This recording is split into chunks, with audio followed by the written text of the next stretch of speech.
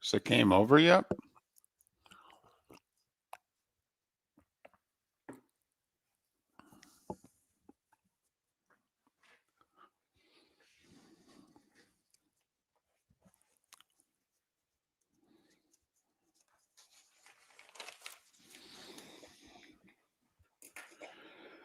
Whew.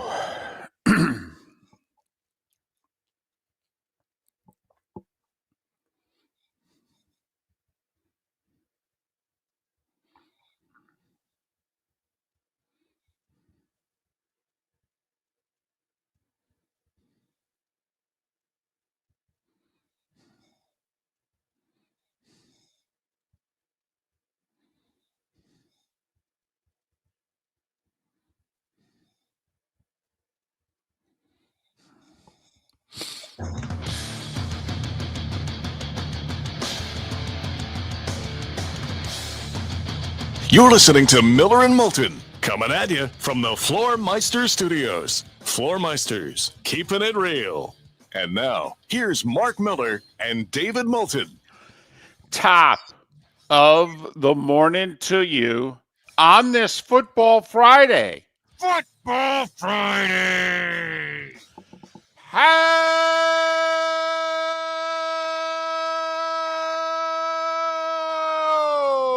the heck are you? Miller and Moulton. MillerandMoulton.com. Miller_Moulton on X.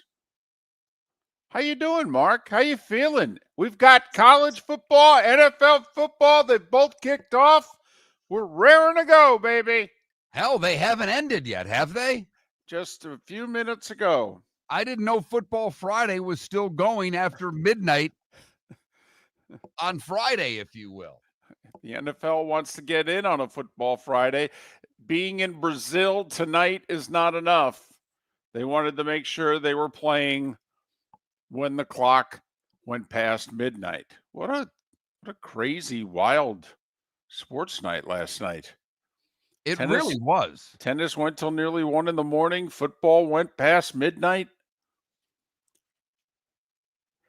Had you ever, hockey, right? Pre-game brawls, a manager or a player bringing out the lineup card, continuing a dispute from the night before, getting ejected. We've had melees during warm-ups, right? More in college than pro, but I can't recall an NFL player, and technically the game had started, but a play from scrimmage had not been run yet. I can't recall a guy getting ejected that early in an NFL game before. David, you brought up hockey, and you're almost, and I'm not trying to be smart, you're almost quoting like Slapshot. This is stuff that happened in hockey in the 70s and 80s. Right. There hasn't been a pregame brawl in hockey in 30 years, if not longer. Off the top of my head, I think the last one I can remember, wasn't it when the Soviets who were like doing their tour of the U.S. and they got to Philadelphia? Okay, and the Flyers. I don't know if it was before they dropped the puck. That wasn't pregame. That's when they dropped the puck. You're going way back to that series in the 70s in which Philly just, they slashed and they tried to hurt the Russians, and the Russians quit after the first period, I believe. Right. I'm like 6, so I'm trying to go off of seeing stories and reading stories. But if memory serves me right, they left the ice after the first and said, we're not coming back. And Philly and the NHL famously told the Russians, who were getting paid every stop, said, you don't come back on the ice, you don't get paid. And they went back on the ice. There's a long history of people working for money, not just in this country, but elsewhere. So, man, I'm like, wait a minute, what's going on here? He's been ejected. We haven't had a play. I will honestly say last night, we actually have a couple of friends, not many. Let's be honest here. and the wives had talked, and all of a sudden I got a text, and I kind of dismissed Thursday night as, it's been summer, and my wife has every other Thursday off. She works every other Saturday. So I said, why don't we do dinner on a Thursday instead of a Saturday? And we can have my mom take Maddie to practice, da-da-da-da-da. So I went out to dinner last night, and conversation carried on a little longer than I wanted it to, because I thought with a 6:45 reservation that I could have my butt back on the couch. It was only about 10 minutes from the house, that I thought at 8:20 I'd be home. Right. We get out of dinner. It's 20 to 9. My phone has 74 text messages on it. I'm like, what in the hell happened? Game 7-7 already? I'm like, what? I'll be damned. I mean, I've missed 2 scores. And I'm like, what is this? He's a punk. What a no good blankety blank. I'm like, what the hell happened? So I played catch up for a little bit, and then obviously watched the rest of the game, listened to it on the way home, and watched the rest from there. But I had to dig through and see it, and obviously they showed it enough. Unbelievable. What a start to the NFL season. That's the family entertainment that this league is looking to show you. Not just fans hitting and spitting on one another in the stands, players now spitting on one another on the field.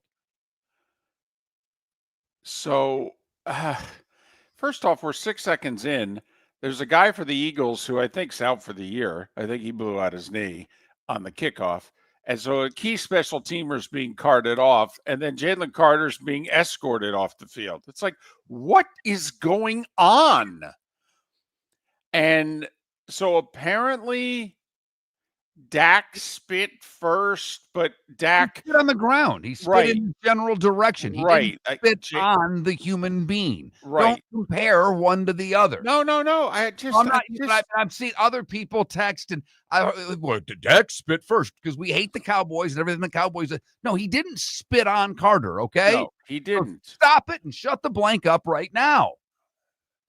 So apparently Dak goes to spits down at the ground, and Carter had walked right up to their huddle.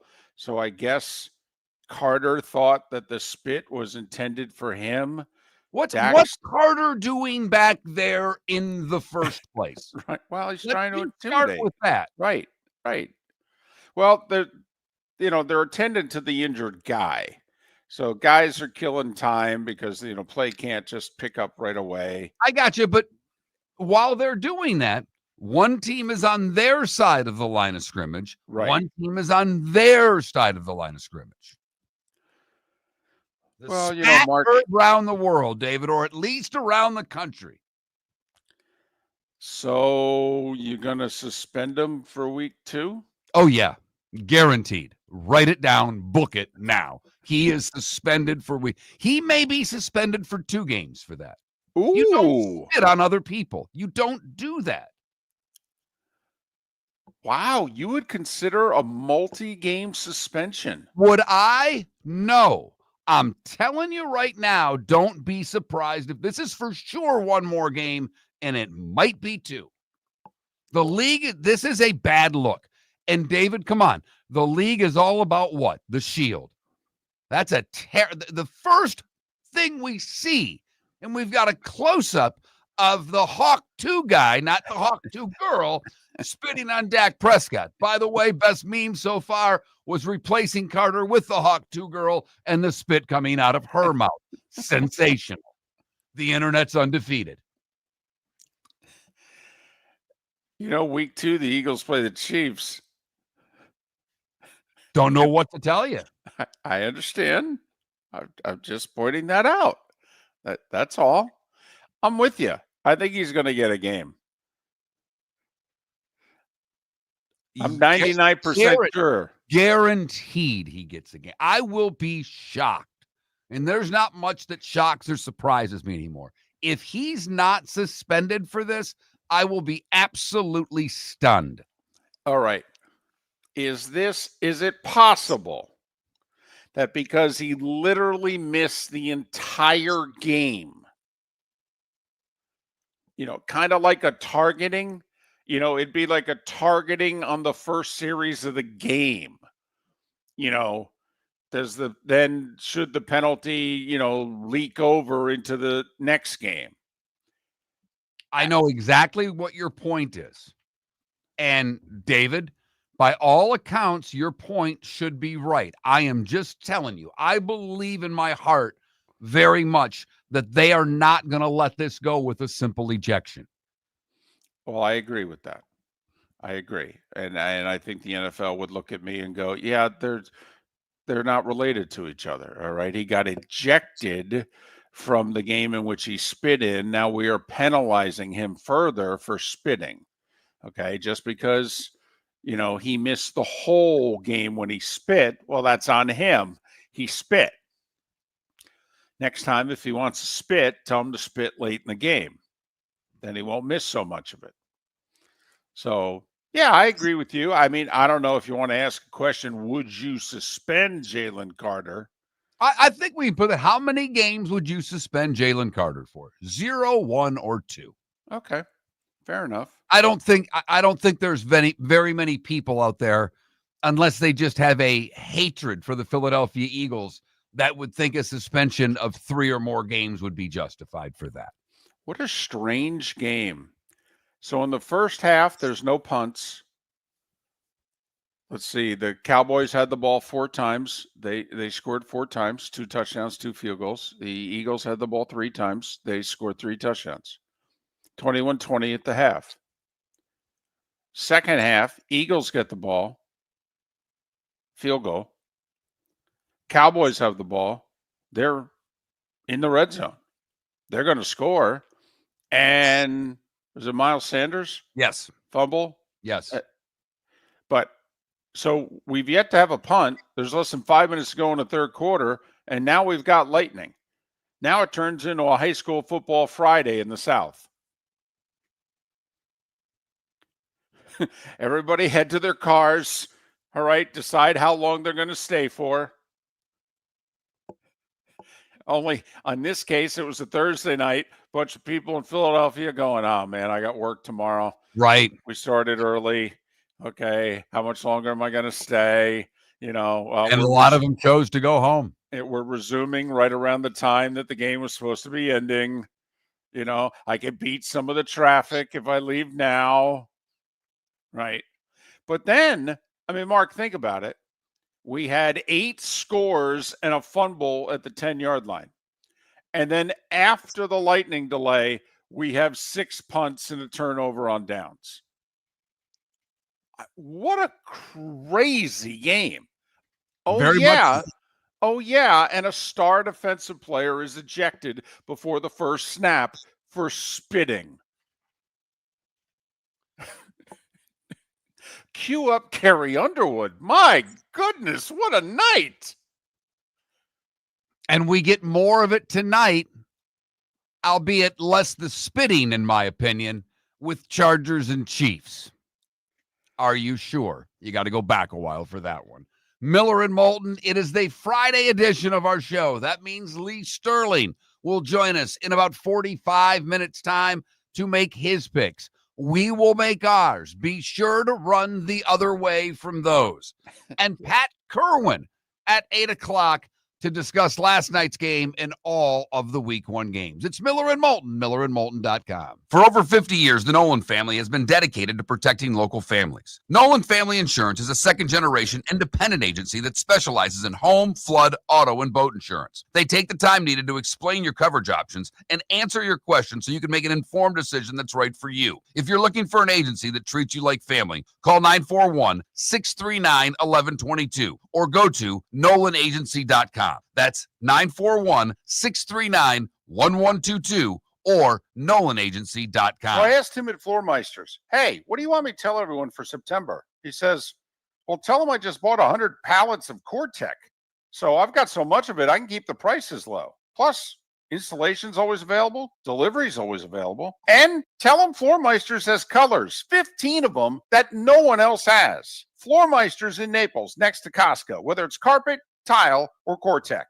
The best flooring, best service, at the best prices. Floormeisters, Floormeisters.com. American Paint Supplies is your one-stop shop for all your coating needs and has been for 30 years. American Paint Supplies is also your #1 Festool dealer in Southwest Florida. If you are a builder, cabinet maker, painter, or power tool enthusiast, Festool craftsmanship can be found at American Paint Supplies. Celebrating 30 years of service, and Festool is celebrating 100 years of excellence. Come to American Paint Supply for a perfect pairing of service and expertise on 6100 Shirley Street, Naples, off of Pine Ridge, or online at AmericanPaintSupplies.net. When Glass Doctor replaces your windshield, we don't just send you on your way, we send you off protected. Your local Glass Doctor includes the industry's only 12-month windshield protection plan at no extra cost. That means unlimited chip repairs and even a one-time replacement if needed. High-quality service backed by real peace of mind, right here in your neighborhood. Glass Doctor, Glass Doctor. Call the Glass Doctor, we fix your pains. Oh yeah. Exclusions apply. See your local Glass Doctor for details. This is Miller and Moulton.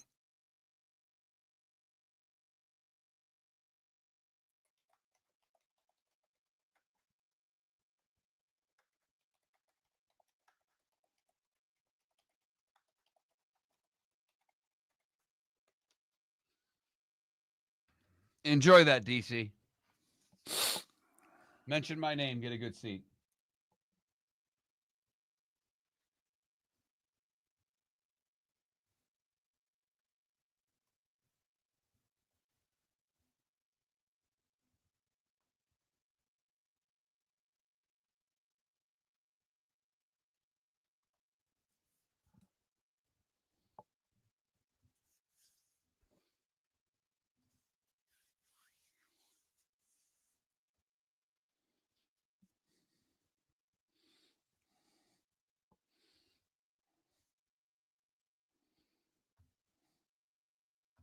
All right, show tweet just went out.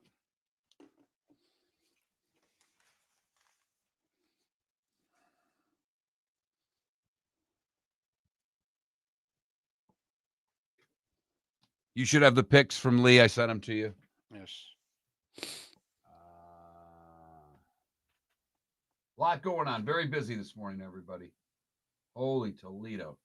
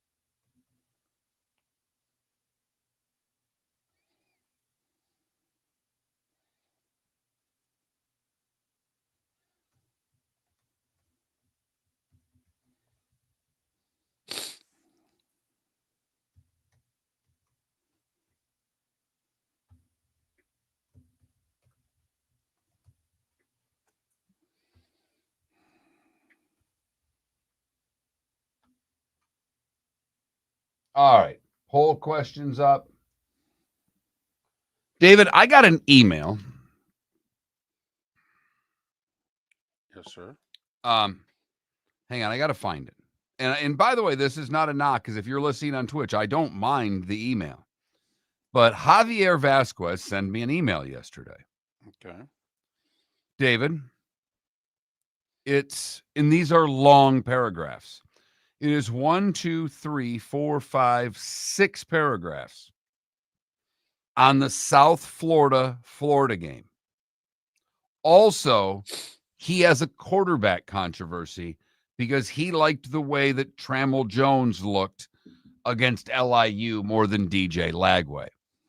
I think this guy needs to be drug tested because DJ Lagway is a difference maker, flat out. But I mean, it is a long, detailed email. And it finishes with thanks to both of you for doing what you do. But it is a long email. Now, in a former life, you would respond to that email with, Thanks for "Thanks for listening. listening." Exactly. Then we also got a text 18 hours ago that spaced out into 5 texts, so it's tough to read. But the gist of it is take Western Kentucky plus 220.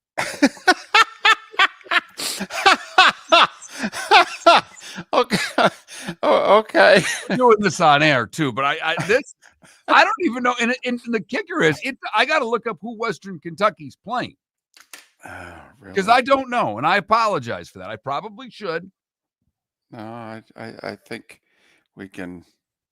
They're Cover. playing Toledo on the road. There it is. Okay, there it is. It says Toledo because they split up all over the place. It does, and it doesn't do them in order. It's this thing's a real pain sometimes. Gotcha. You're listening to Miller and Moulton. And now, here's Mark Miller and David Moulton. 21 minutes past the hour.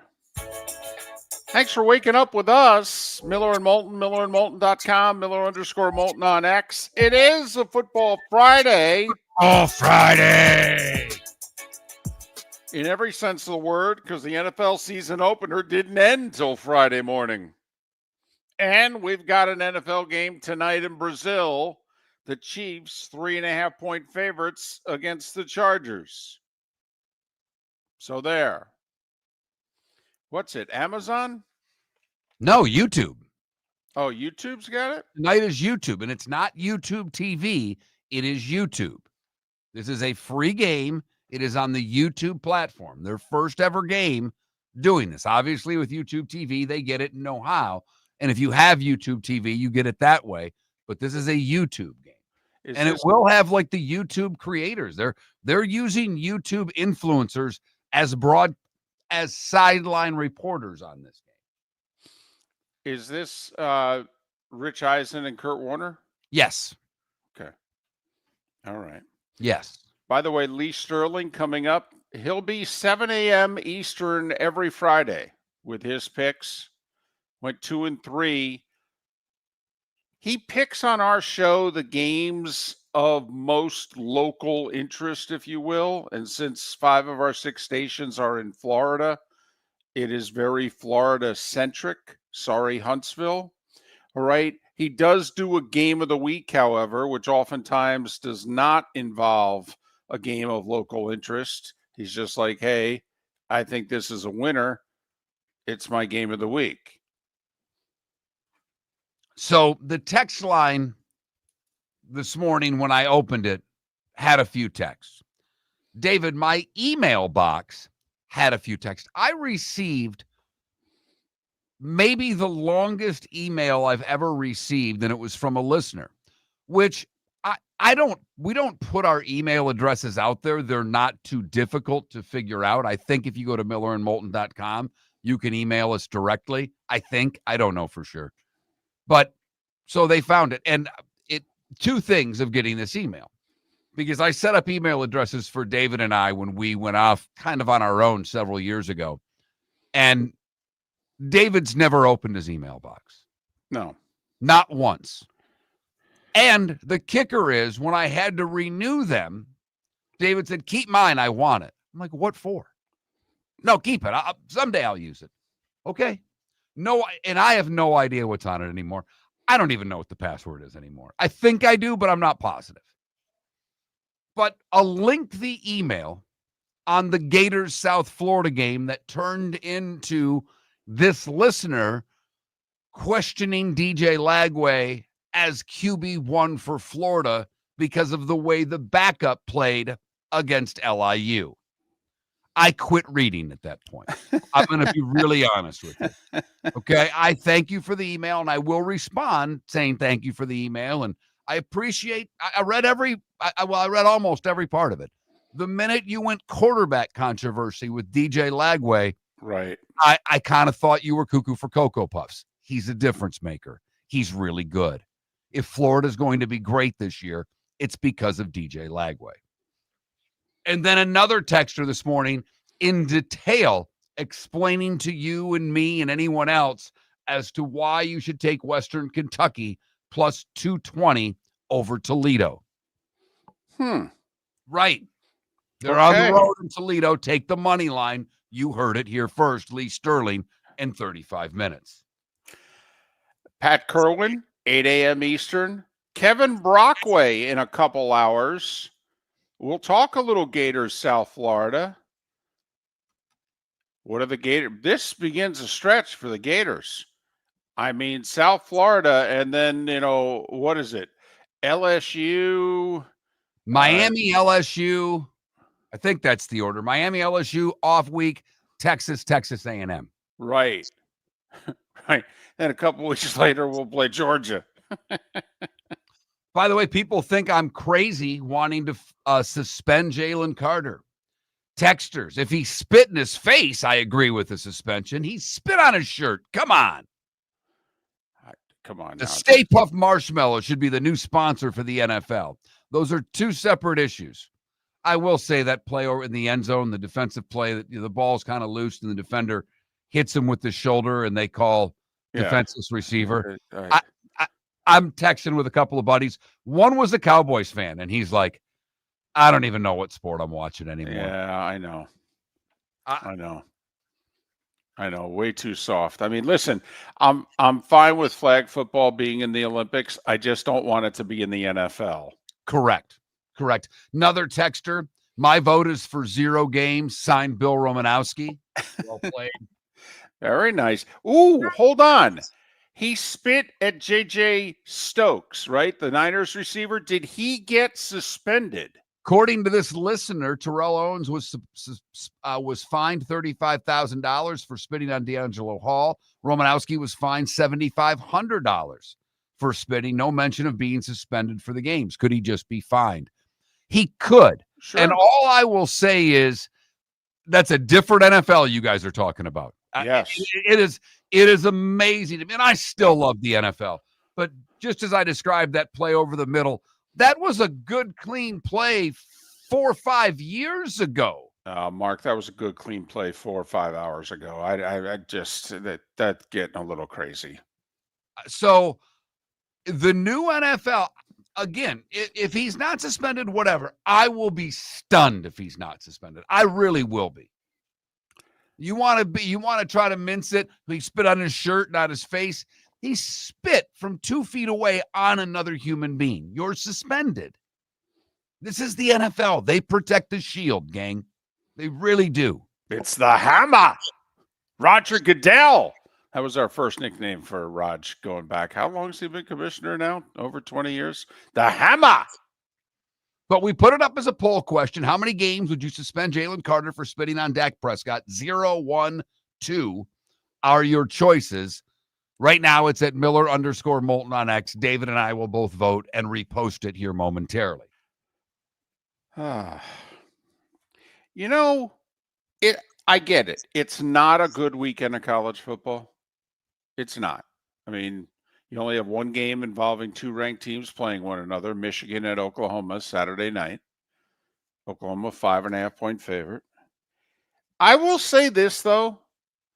If you're just like really into college football and you like the, what's left of conference rivalries or little regional things, Mark, I got 7 games in which the point spread is all under 7 points. Tell me if any of these games interest you.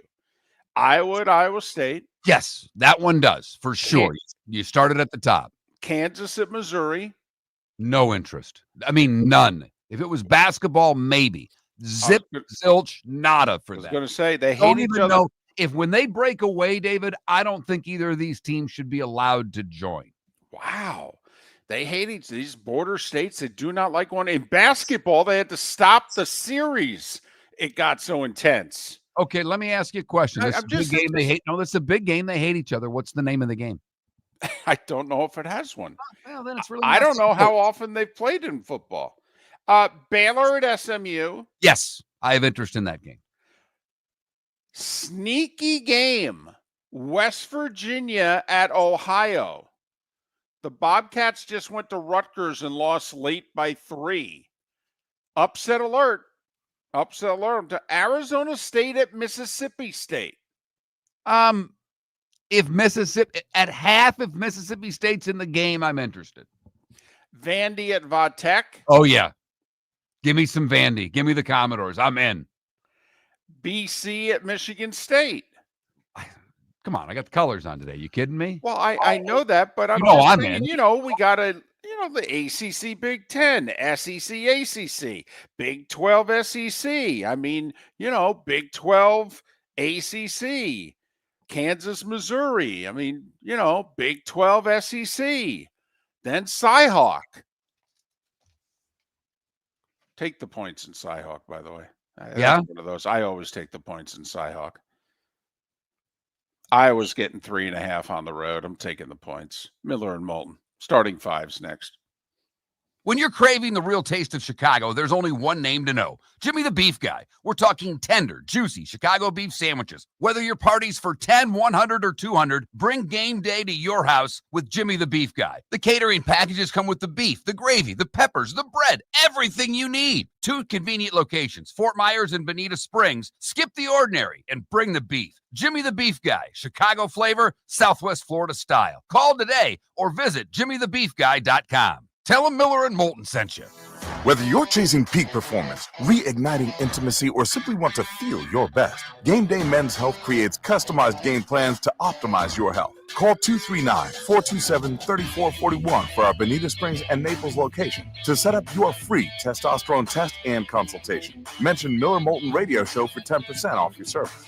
Find your maximum self with Game Day Men's Health, Bonita Springs and Naples, Florida. Call 239-427-3441 today. American Paint Supplies is your one-stop shop for all your coating needs and has been for 30 years. American Paint Supplies is also your #1 Festool dealer in Southwest Florida. If you are a builder, cabinet maker, painter, or power tool enthusiast, Festool craftsmanship can be found at American Paint Supplies. Celebrating 30 years of service, and Festool is celebrating 100 years of excellence. Come to American Paint Supply for a perfect pairing of service and expertise on 6100 Shirley Street, Naples, off of Pine Ridge, or online at AmericanPaintSupplies.net. So I asked him at Floormeisters, hey, what do you want me to tell everyone for September? He says, well, tell them I just bought 100 pallets of Core-Tech.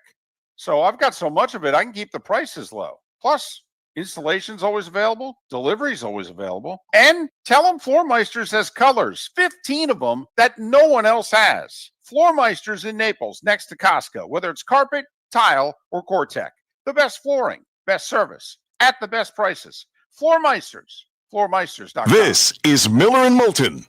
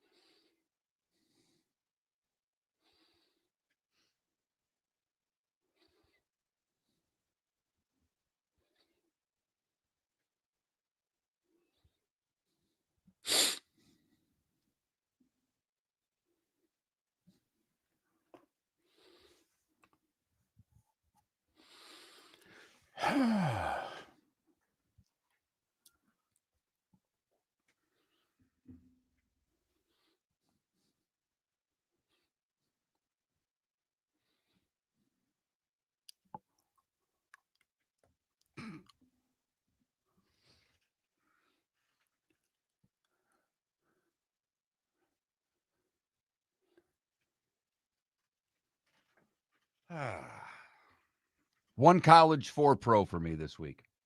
Oh my God, same for me. And I am a jerk. I'm just telling you right now. My college pick, I'm a jerk. Huh. And just to you, David, no one else. Huh. You'll understand when I pick. You'll laugh. You will. I'm going to kill my kid, by the way. Wow. Those colors in light blue on the screen right there.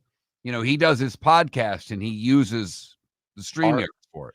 Oh, so he changed our colors? He had a whole I couldn't I figure saw that.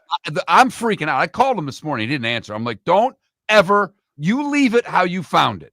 Don't Right. change a thing. But he changed the colors, and I don't know what our blue is, like the actual. I got to look on my other computer at home where I've got all that saved of what our colors of our logo are. Son of a bitch. I was going to say, I thought it was, in honor of Floormeister sponsoring our show and all the new colors. 15 new colors they have. Right. Exactly. Right. This is an ode to Floormeisters. Just keeping it real. So I don't know why, but we have 2 cats, Peaches and Sally. And Peaches has been every once in a while called Peachmeister. And literally, my wife will go, the Peachmeister, just keeping it real. All the time. And I'm like, man, oh man, is that something? Of course, you have Peaches and Sally. You know what the obvious one is. How could it not be Peaches and Herb? Well, because the daughter named one cat, that's Peaches. The wife and her Charlie Brown thing, every one of her animals has been a Charlie Brown character. Gotcha. I nominate Herb. You sure there wasn't a Charlie Brown character named Herb? Not that I'm aware of. But, if we dig deep enough. Right. I mean, if she's, she's obviously got a sense of humor, Peachmeisters. I mean, she married you. Obviously, she has a sense of humor. Yeah, right. Hoo-ah!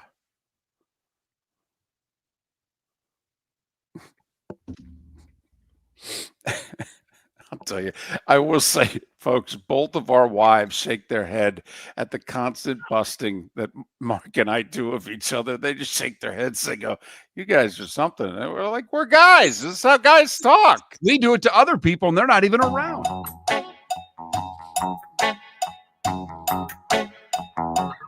You're listening to Miller and Moulton. And now, here's Mark Miller and David Moulton.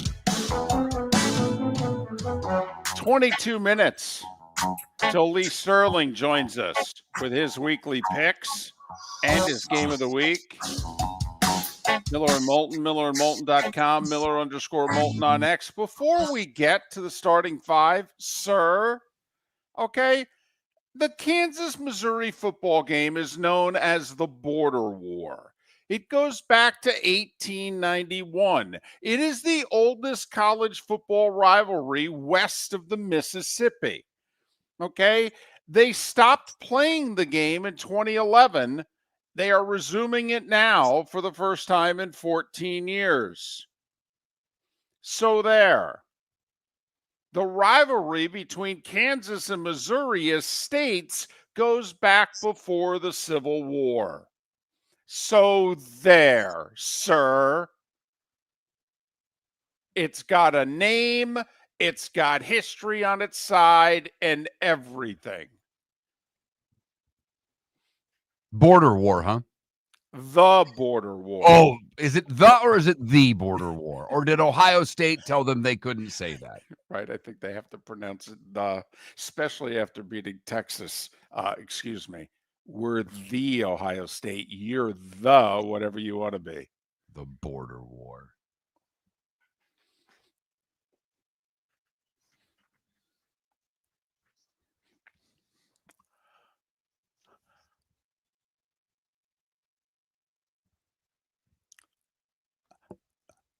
It's on, David. Sorry, people press buttons in here. I can't fix them all in the morning. No, I know. Trust me, I hit the button. Your son changed the colors of our graphics on Twitch and YouTube, and then we got people pressing the damn buttons. Leave us alone, will you? Rick Church, I love him, but he comes in here and he doesn't need to hit all these damn buttons to run the football. He doesn't, but he has to do other things, and he has to fiddle and faddle. And every damn time I come in here, this place is up in arms. Well, that afternoon show, they leave everything alone. It's that Church guy. Okay, and we love that Church guy, but Mark, let's face it, okay, anytime you bring fiddle and faddle into the equation, things go wrong. So the game just ended not that long ago. The Eagles beat the Cowboys 24-20. Strange game. Jalen Carter ejected 6 seconds in for spitting on Dak Prescott. They hadn't even run a play from scrimmage yet. Both teams scored every time they had the ball in the first half. It was 21-20 Eagles at the half. 24-20 Philly just under 5 minutes to go, third quarter. And then we had a 65-minute lightning delay. And then after the delay, we had 6 punts and a turnover on downs. Very strange game. Jalen Hurts, 2 rushing touchdowns. Javonte Williams, 2 touchdowns for the Cowboys. Saquon held to 60 yards, but he did score. Eagles win 24-20. That's an under and a Cowboys cover, right? And I will say, this could bode very well for one David Moulton. David Moulton made 3 bets that didn't count yesterday. And if you've listened to him, when I make bets that don't count, I always win and I can't claim them. Well, you went 0-3 yesterday there, big fella. You had Saquon over on the yards. He had 60. That was under. You had over 47. It was under. And you said lay the points. So maybe, just maybe, David's 0-5 becomes a 5-0. Either that or now I can't even get my unofficial picks right. Tonight in Brazil, Chiefs and Chargers, Kansas City, a 3.5-point favorite. The game's on YouTube, not YouTube TV. It's on YouTube. A couple other NFL notes. Amari Cooper retired. Hell, he just signed with the Raiders 10 days ago. 31-year-old said, yeah, I don't feel like playing anymore. Texans wide receiver Christian Kirk definitely out Sunday against the Rams with a hamstring injury, and his status for the following 2 weeks is up in the air when the Texans play Tampa Bay and Jacksonville. Broncos sign outside linebacker Nick Burrito. I know it's pronounced differently, but I just had to. 4 years, $106 million. 70 of it's guaranteed. Seahawks signed their right tackle, Abraham Lucas, to a 3-year, $46 million extension. That's only 15 and change per. Falcons wide receiver Darnell Mooney, a game-time decision with a right shoulder injury against Tampa. And out of nowhere, it can't be an NFL season if Christian McCaffrey doesn't appear on the injury report. Out of nowhere. Coming out of Wednesday's practice, he was on the Thursday injury report where he was listed as limited with a calf injury. There are 4 college football games tonight. James Madison, Louisville, Western Illinois, Northwestern, Northern Illinois, Maryland. Remember game 2 last year, what they did. And Eastern Washington, Boise State. They're all nationally televised if you're interested. None of the games have a spread of less than 14. Baseball, Boston outfielder Roman Anthony. Oblique injury. They now say he's out definitely for the rest of the regular season. 4 to 6 weeks. The wild card round begins in 26 days. There's talk he might not be available unless the Red Sox go to the LCS. So big loss for Boston. Also, the Royals put one of their best starters, Seth Lugo, on the 15-day injured list with a back strain. We just mentioned there's not many days left in the season. Going to miss 15. There's only 24 left. Phillies shut out Milwaukee 2-0. Ranger Suarez, 6 shutout innings for his 11th win. Phillies lead in the East is 6. Brewers lead in the Central is 5.5. The Rays have won a season high 7 in a row. They held the Guardians to one hit until the ninth. Tampa Bay won 4-2. They're 2 back in the wild card with 22 to play. Game on. I mean, the wild card race for a while looked as if it was going to be a dud because Cleveland and Texas went backward a couple of weeks ago. But both of them have played better. Kansas City's still in the mix. You've got 5 teams fighting for one spot right now. And you got 4 teams within 2 games. Seattle holds the last spot. Tampa Bay's 2 back. Now the Royals are 2 back. They rallied. Bobby Witt Jr. an 8th inning homer. They beat the Angels 4-3. They're also 2 back. And the Rangers are a game and a half back. 4 teams within 2 games for 1 playoff spot. Yankees are 3 back of the Jays, and they're going to begin a series with Toronto today. 8-4 Yankees over Houston, whose lead over Seattle's down to 3.5. Carlos Rodon has picked up his 16th win. Think he's got a shot to win Cy Young over Skubal? If he gets to 20. Yes. He would have to get to 20, David. He really would. Yankees scored 4 in the 8th to win it. McMahon with a homer and 3 RBIs to help the Bronx Bombers. And give the Yanks credit. They took it to Houston. Houston's a good team. We've been teasing the Yankees for a while. They only beat bad teams. Well, they went and took the series with Houston. Now Toronto, big weekend for the Bronx Bombers. And remember, Toronto got back in the race and took over first place when the Yankees came north, and they swept them in a 4-gamer. Yankees 3 back, heading to Toronto. Pirates, Skeens threw a 2-hitter for 6 innings. They led 5-0 going to the 9th, held on to beat the Dodgers 5-3. LA's lead over San Diego's down to 2. And the White Sox were down 7-4. They rallied to win their 5th straight. Chicago 11-8 over Minnesota. Aren't the White Sox next for the Rays? Yes. And we thought that, this was a chance for the Rays, the softer part of their schedule. They happen to be catching the White Sox when they're playing their best baseball of the season. I'm sorry. No, the White Sox have the Tigers, the Guardians, and the Rays this weekend. Gotcha. U.S. Open, women's semis. 31-year-old American Jessica Pegula still looking for her first major. She took the first set and played the top seed Sabalenka as well as she could. But Sabalenka got an early break in the second, an early break in the third, and despite a ton of break points, Pegula couldn't get the breaks back. Sabalenka 6-4 in the third. She'll face Amanda Anisimova, a 3-hour semi against Naomi Osaka, in which Anisimova lost the first set, won the second set in the tiebreaker, and on her third match point, fended off Osaka 6-3 in the third. This is the first time, if Anisimova were to win, it would be the first time in 44 years that 3 different American women would win major championships in the same year. Got to go back to 81 when Martina, Chrissy, and Tracy Austin won majors in the same year. Martina was an American at that point for like an hour and a half. She had just become an American, yes. Men's semis later today at 3 o'clock, Alcaraz and Djokovic. Tonight, Sinner and Elisame, the Canadian. Caitlin Clark out for the year. She will have played just 13 games this year for the Fever, who are clinging to the final playoff spot. Last night, Phoenix beat Washington. Vegas has won 13 in a row. They beat the Lynx, the best team in the league, by 10, 97-87.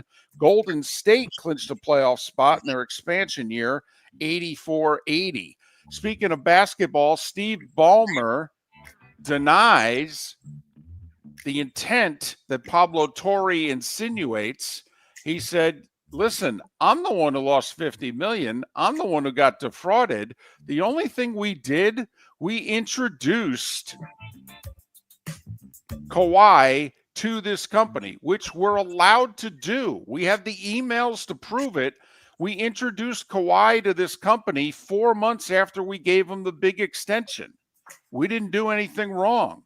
Mark Cuban with an impassioned defense, by the way, of Steve Ballmer yesterday. He even went on Pablo Torre's show, okay, to show Pablo why he's wrong. It's very entertaining if you want to track it down. And I can't believe I'm even going to say this out loud because I hate stuff like this.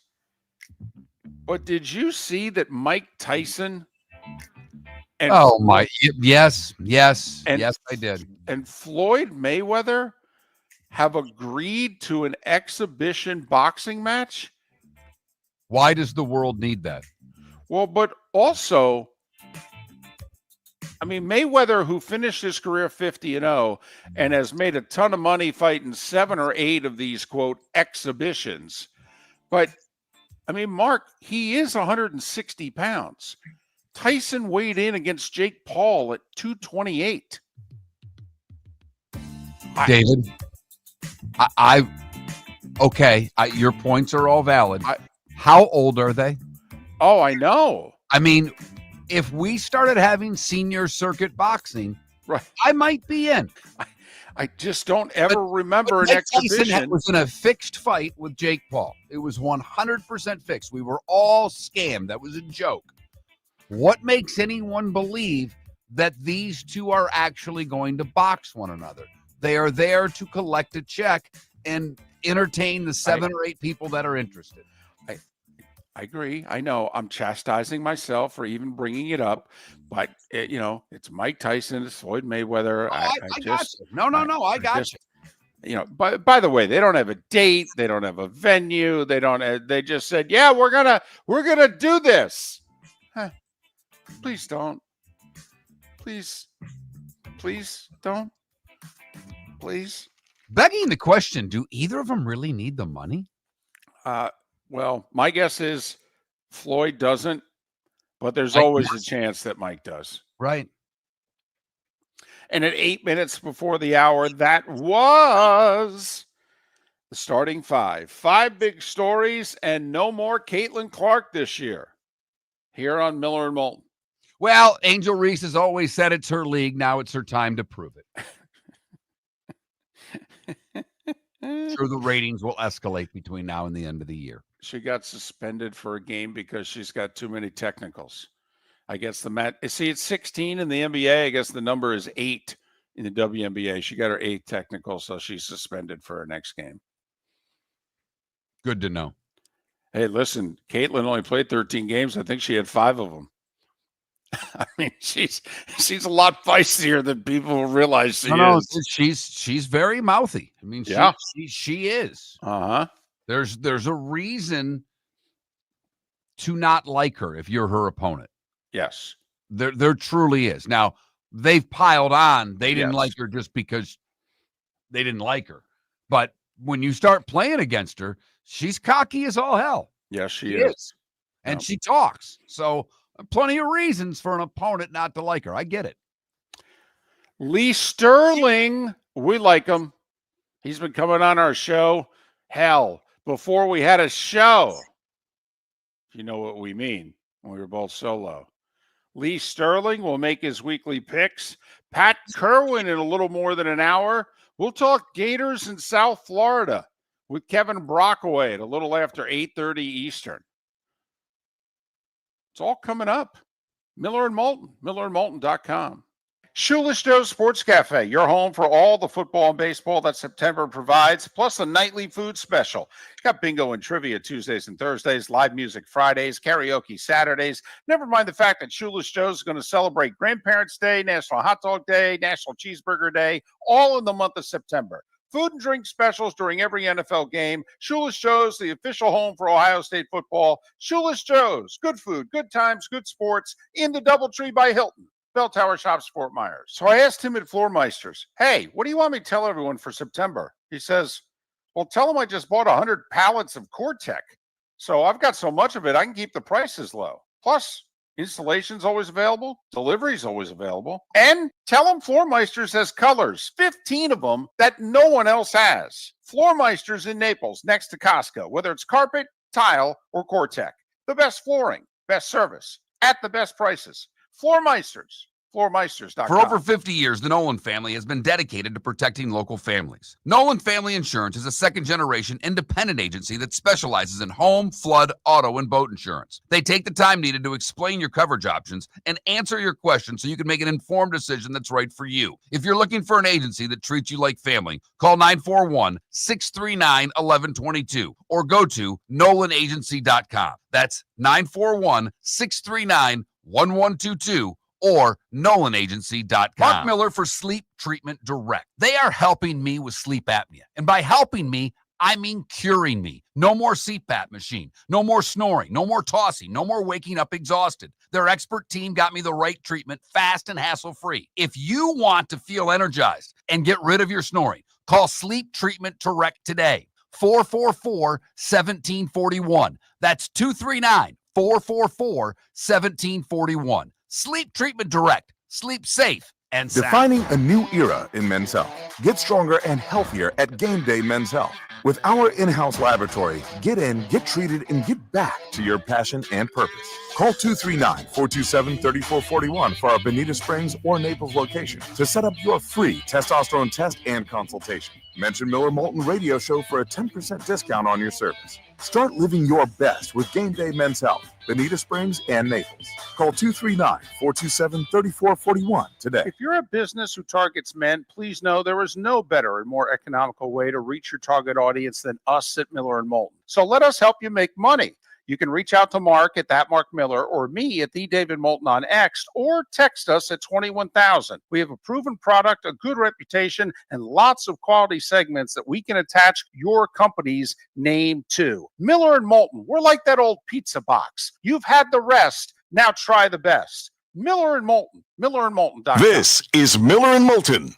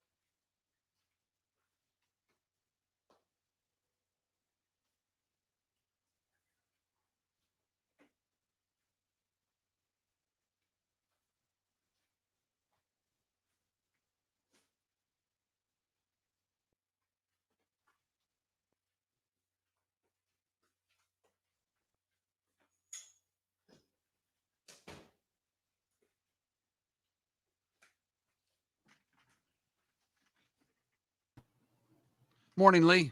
Good morning. How are you guys? Good. How you doing? Good. Well, not good. I had the over last night.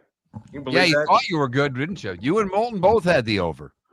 And in my big fantasy league, I had CD Lamb.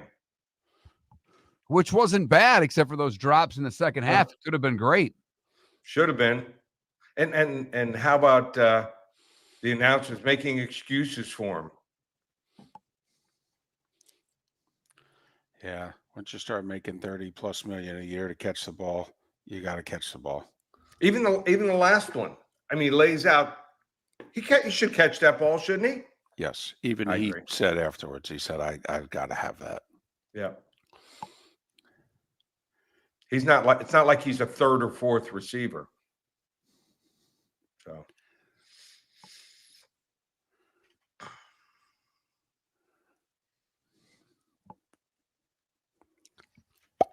boy, you get your game of the week. UNC comes down, bing, bang, boom, scores, and then, well, the rest of the game happened. Yep. Some of those tweets didn't age well of all the people, the accolades they threw at Belichick, Bayless, Cowherd, and others just after the first touchdown. It's like, that didn't. Oh, man. And how about his girlfriend? I mean, coming down at halftime, does she not know the unwritten rule? Stay up there for the entire game? She doesn't follow any rules. I love the stuff, the comments people were putting in. She like, all I get is $20 for concessions. Love that one. So how long do you think Jalen Carter gets suspended for spitting on Dak? 0, 1, or 2 games? I think 1 game. I would do 1. I've been saying I am not going to be surprised one bit if it's 2. Because I don't think if it's 2 games, I don't think fining's enough anymore for these guys. Right. I mean, what was he thinking? I guess he was trying to intimidate him. I don't know. You're listening to Miller and Moulton, coming at you from the Floor Meister Studios. Floor Meisters, keeping it real. And now, here's Mark Miller and David Moulton. Hour 2 of Miller and Moulton on this Football Friday. Football Friday. And we begin it as we will every Friday with Lee Sterling, Paramount Sports, ParamountSports.com, 800-400-9741. Morning. How you doing? Tough. Slept like a baby last night. Woke up every 10 minutes and cried. Had the over. Yeah. Oh, I know. Tell us about it. My goodness. What a weird game. I mean, the you know what the live line was over under at one point, second half? 61.5. Oh, yeah, I can see that. Absolutely. I mean, they're yeah. they're marching down the field one after another. You never win games like that when you're betting. Never. First 8 possessions. By the way, how much live betting do you do, Lee? I actually do quite a bit now. So, is there a strategy for that? I mean, because I've never live. I make my bets. I have not jumped into the live betting world. If you were to give a new live bettor advice, combination of math. I'm real good with math and then also instinct. I think I can kind of get a feel for the game. And actually, when there was like 10 minutes left, I'm like, I'm going to put something going back the other way that this game ends up under. So I actually ended up winning some money, but I felt horrible. My clients ended up losing. So, all right. Wild game, first 8 possessions, 8 scores, and then 6 punts and a turnover on downs after the Lightning. Strange. Let's get to the games. Yep. You have the big college game of the week on your slate. Oklahoma now a 5.5-point favorite over Michigan. So I love John Mateer. He is really good. I used to stay up and watch him at night and tell people about him. He was, like Cam Ward. Incredible. He could lead his team to wins, almost will his team, and he did it against teams like Washington when they didn't have much talent around him. He still doesn't have, I think, a whole lot of help. They only ran for 103 yards on 32 carries last week against Illinois State. Michigan, Bryce Underwood, I think he's going to be as good as advertised. Now, the first game, he did not run the ball once. He can run. I think they kept things under wrap. If you like to play fantasy, play him maybe over in carries and over in rushing yards. I think they're going to unleash him there. He just threw the ball the first week. And Justice Haynes, how bad does Alabama miss him? 159 yards and 3 touchdowns here. I think Michigan controls the line of scrimmage. Wrong team favored, guys, right out of the gate, 24-21. Michigan. Gators laying 17.5 at home against South Florida. South Florida with 2 extra days to prepare because they played a couple Thursdays ago. Your thoughts? Can the Bulls hang with them? So South Florida had a perfect setup, catching a team playing cross country without their star running back for the first time, Ashton Genty, and -3 was Boise in turnover ratio. You're not going to win too many games, and they wilted. in the second half. I love Byron Brown. The kid's a dog, but he doesn't have a whole lot around him. You're not going to see those guys at running back, receiver. Most of them wouldn't see the field if they played at Florida or the other three big state schools here. So I think it's going to be tight for a while, and then I think Florida pulls away late, 38-17. So that's a cover for the Gators. To Sunday we go. All these games, tight spreads. Let's start with the Dolphins on the road. They are getting 1.5 against Danny Dimes in Indianapolis. Well, Indianapolis made a mistake, obviously, with Anthony Richardson, it looks like, number 4 pick. And, I mean, the Giants back in 2019 made a mistake probably with Danny Dimes. He was going to thrive, everyone thought, in Brian DeBoer's offense just didn't work out that way. Locks into one receiver too often. And Indy franchise, get this, 2-14-1 straight up and against the spread week 1. And Tua, I believe he's won every game, first game. And I think against this defense, Indianapolis is going to have to pick their poison. Do they want to play man-to-man? That's probably not going to work against Waddle and Hill. They play zone. You're going to see a lot of crossing routes. And I think Miami can be successful first game of the year until they start taking injuries. I like Miami here, 28-20. Colts have lost 11 straight season openers, as you heard Lee say, against the number 2-14-1. All right, Tampa, despite losing to Atlanta twice last year, on the road, a 1.5-point favorite against the Falcons. So I think that they're going to have Tampa a lot ready to throw at a young quarterback, Michael Penix, who I think is eventually going to be good. But, you know, he still is young, sometimes tries to force the ball in there. People think that Tampa plays the Tampa cover 2 a lot, not very often. They're more of a blitzing team. That's how they get their pressure. So I think that Baker's just ahead of Michael Penix. And how about this? Found this stat. Since 2017, rookie coaches who are favored at home in week 1, 5-0 against the spread. I'm going to say, like I said, it doesn't apply to this game, applies to the next game. But I just think that you got an Atlanta team here is going to be up against it. They can score, but their defense so not that much better yet. High scoring game, but Tampa 34-28. And that would get revenge from losing to Atlanta twice last year. All right, the Jags and Carolina. Jacksonville with Liam Cohen, and I think that's the coach you were alluding to. The two former Tampa Bay offensive coordinators going at one another. Canales in Carolina, Cohen with Jacksonville. The Jags are 3.5-point favorites, Lee. Yeah, Trevor Lawrence coming off a shoulder surgery.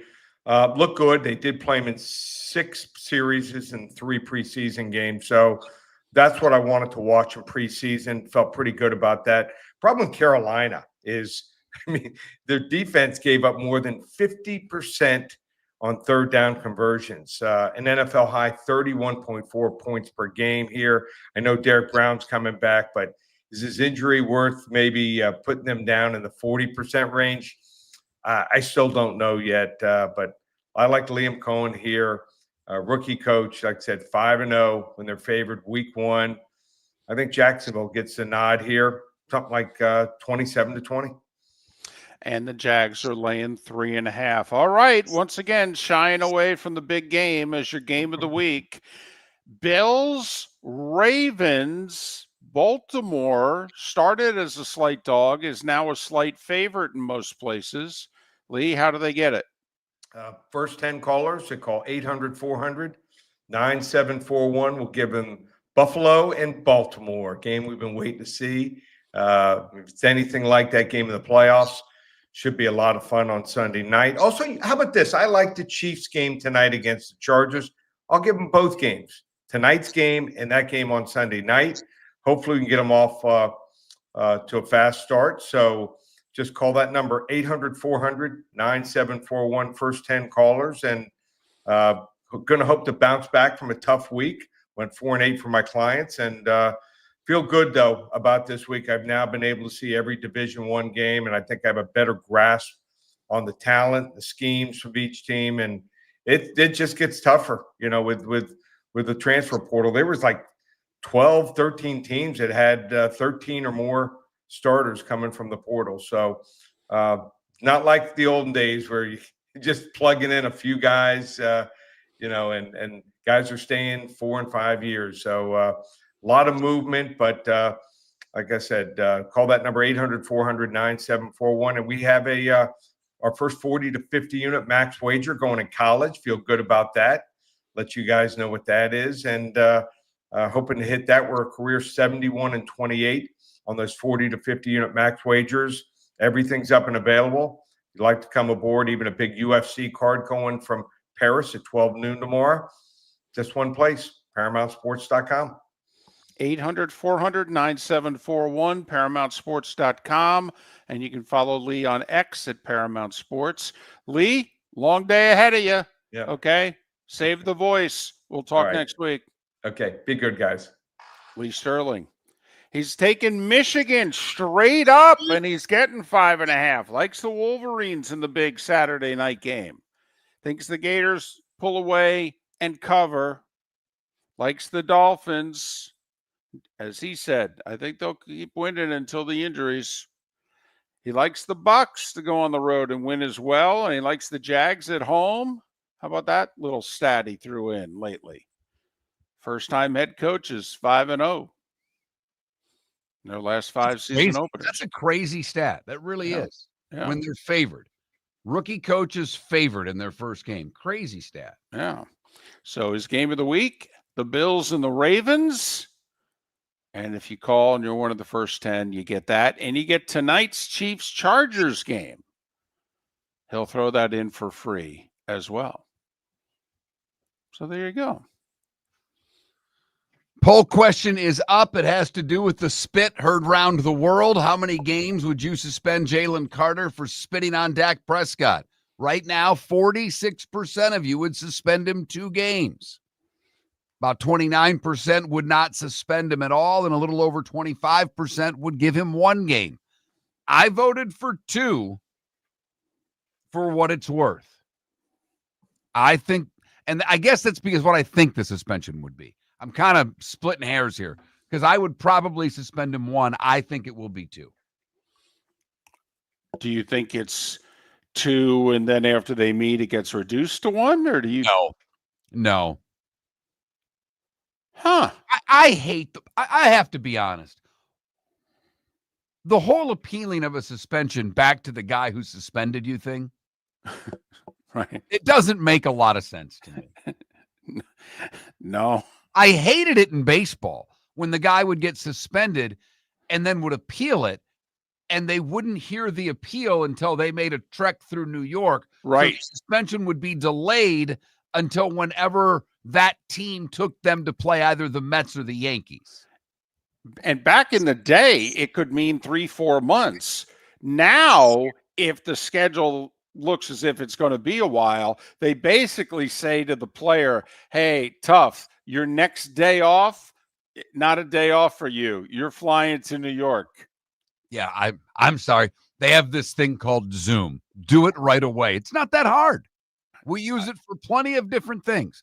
Hell, we basically use it for the show. They could have the hearing virtually like this every time and get this done a lot more quickly. Well, when we come back, 2-3 Miller, 0-5 Moulton. We'll give you their picks. Sure to go wrong next. If you're a business who targets men, please know there is no better and more economical way to reach your target audience than us at Miller & Moulton. So let us help you make money.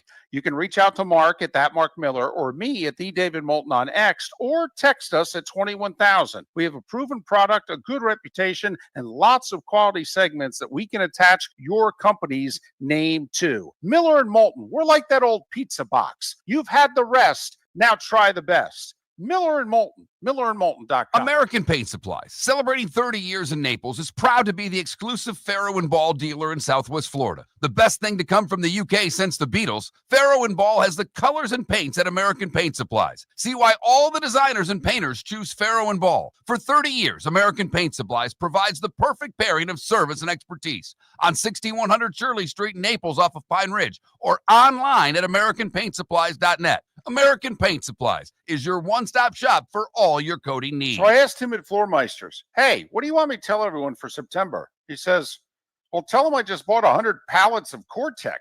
So I've got so much of it, I can keep the prices low. Plus, installation's always available. Delivery's always available. And tell them Floormeisters has colors, 15 of them that no one else has. Floormeisters in Naples, next to Costco, whether it's carpet, tile, or Core-Tech. The best flooring, best service, at the best prices. Floormeisters, floormeisters.com. Mark Miller for Sleep Treatment Direct. They are helping me with sleep apnea. And by helping me, I mean curing me. No more CPAP machine, no more snoring, no more tossing, no more waking up exhausted. Their expert team got me the right treatment, fast and hassle-free. If you want to feel energized and get rid of your snoring, call Sleep Treatment Direct today. 444-1741. That's 239-444-1741. Sleep Treatment Direct. Sleep safe and sound. This is Miller and Moulton.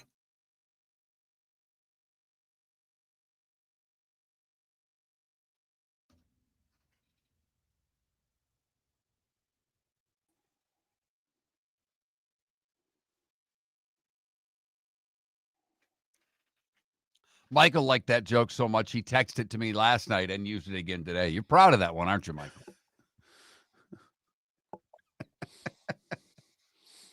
And it's good. It's a good little joke. Not going to lie.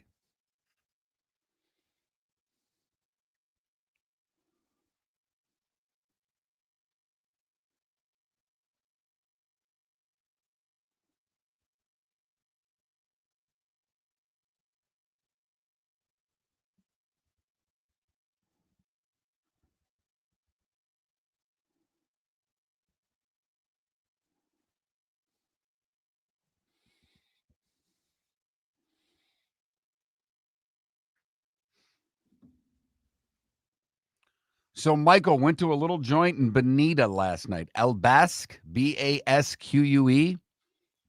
Good. Nice little place. Kind of a Spanish-French thing going on. Chef owned. Good little place. I think you'd like it. Beer and wine only. Michael, 5 out of 162 is what? 3%? One game is 6% of an NFL season. Again, though, I'm just saying, and I'm not trying to be a jerk here, and you weren't on earlier, Michael. Bringing up Roberto Alomar is how many years ago? 90s. Okay. Bringing up Romanowski is how many years ago? 90s. Okay. Just, I want everybody to think about where we are versus where we were then. You cannot use suspensions from 30 years ago to at all compare to what they're going to do now. It's, to me, it's not relevant. To you, it might be, but that's not precedent. It's just not. Also, Michael, the NFL, Terrell Owens didn't get suspended for spitting. Romanowski didn't get suspended for spitting. They both got fined a few $1,000s. It's in, I think it's called the Prado. It's where the theater, Sushi Thai, and now it's Naples Coastal Kitchen are.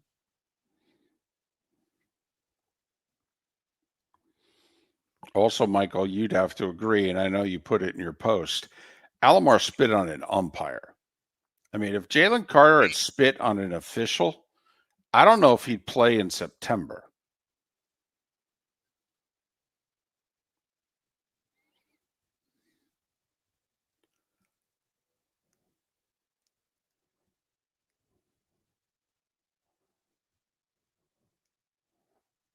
Because if you remember that Roberto Alomar situation, the umpires union was like, you better punish him. or we won't show up for We'll walk. games. Right. Never mind. He spit on the guy who's regarded as the best umpire in baseball. I mean, and because I'm waiting for someone to go, Dick Butkus used to stand over the center and spit down the back of his neck. Yes, I know. It was 1964. I mean, it's just not relevant today.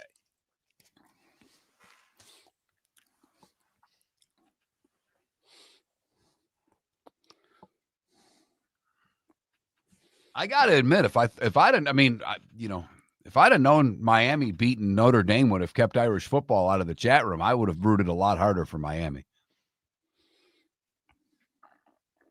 Been a glorious week.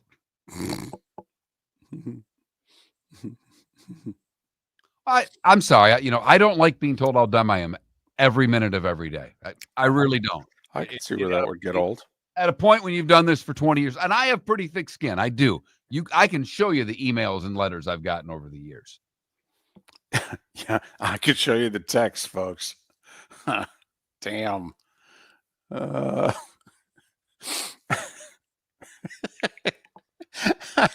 I'm so glad Dak I'm not. did not spit on him, Wes. Dak didn't. did not spit on him. Where are you getting that from?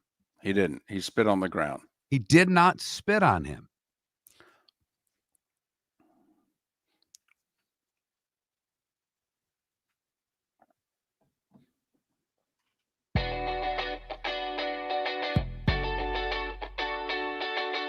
You're listening to Miller and Moulton.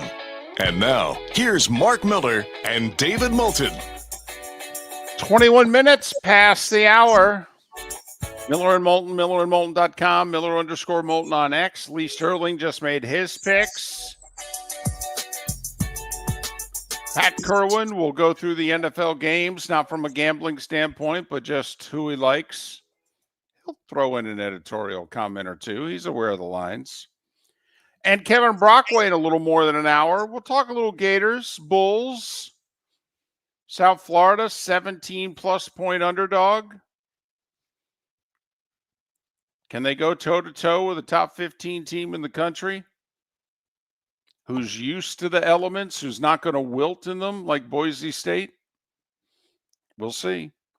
We're going to make our picks here coming up in a minute. I do want to remind everyone of our poll question. In case you missed it last night, Jalen Carter was ejected 6 seconds into the game before the Cowboys ran a play. Well, because he spit on Dak Prescott. He thought Prescott had spit on him or near him. He spit on him. Dak went to the official. Is he allowed to spit on me? Official said, no, he's out of here. So we're asking you to play Roger Goodell. How many games are you going to suspend Jalen Carter for? 0, 1, or 2? And this is where, and look, at Eagles-Cowboys is never going to be played at 1 o'clock on a Sunday. But this is where being a standalone game even matters more. They only showed that 17, 18 times last night, minimum. Right. And that was It's only before the been lightning seen- delay. Right, it's only been seen on social media by now, I would guess, billions of times. Or certainly in the tens to 20s to hundreds of millions of times. That's not a look the NFL wants. To me, it's as simple as that. 1 o'clock game, Cleveland versus Cincinnati might be a game. First game of the year, primetime NBC. Yeah, I think it's 2. Now, if this was the old school NBA, in one sense, David Stern would want to suspend him for a month. But then again, it's Eagles-Chiefs week 2, and we all know how the NBA likes their star players playing in their big games because, hell, they don't play in any others. So will that factor into it at all for the Hammer?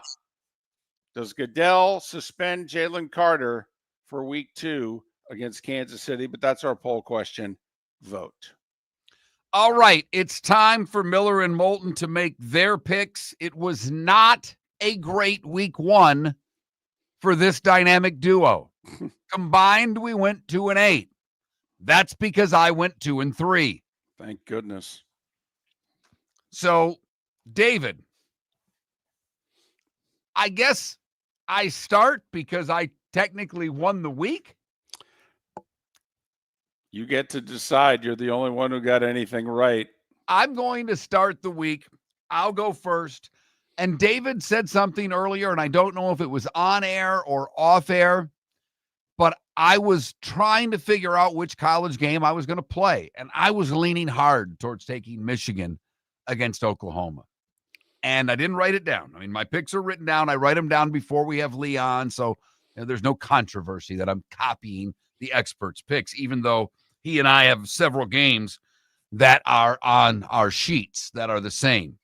But when David said, when asking about the college games that I was interested in, and he went Iowa and Iowa State, you got to take the points in that. No, actually, you don't. The game's not in Iowa City. Game's in Ames. And see, Iowa State, even though they snuck one out last year, they win at home against Iowa. They're playing pretty good football. The under's probably the play in this game because it's always the play in this game. But I'm going to take Iowa State, and I'm going to lay the 3.5, mainly because David said he was taking Iowa. Might as well. The Colts don't win their first game. Haven't done it in a decade plus. Miami needs to win this game. And I'm not, if Miami's going to have a season, the Dolphins have to win week 1. I'm convinced of it. And I've been all over the map on the Miami Dolphins. Chris Perkins has me thinking one way. My gut has me thinking another. But damn it, they're going to beat the Colts. I'll take the 1.5. Fins up, baby. Give me the Dolphins against the Colts. I think Tampa Bay goes into Atlanta and win. I think the 2 right tackles being out for Atlanta is a big problem with the way Bowles is going to blitz the young quarterback. I think Tampa actually gets a couple of takeaways in this game. Give me Baker and the boys minus 1.5 at Atlanta. Green Bay was really good last year until they played the really good teams. They couldn't beat them. I know they have Micah Parsons, and he said he hates Detroit. I don't care. Dan Campbell's been mad all preseason about the way his team's played. They get it done Sunday. I'll take Jared Goff over Jordan Love. Give me the Lions plus 1.5. And I've said it all week. I've said it for quite a while. I think the Bills get week 1 against Baltimore. That game's flipped. The Bills are getting 1.5 now. Well, if I think they're going to win outright and they're getting 1.5, why wouldn't I take them? Give me Buffalo to win Sunday night over Baltimore. Well, Mark, you and I have one game that's similar. We both use the same formula, 1 college pick and 4 NFL. My college pick is, I'm going to get cute here, and this almost always comes back and bite me. But the Fighting Dan Mullins of UNLV, they've played twice already. They're 2-0.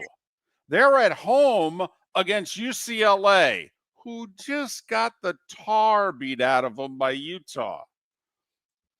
Give me UNLV at home and 2.5. UNLV better keep improving because they were awful in their first game. Yeah, they were a lot better last week. All right, give me UNLV and 2.5 and what will be a bad look for the Big Ten. All right, Mark, I'm using the formula that you just mentioned.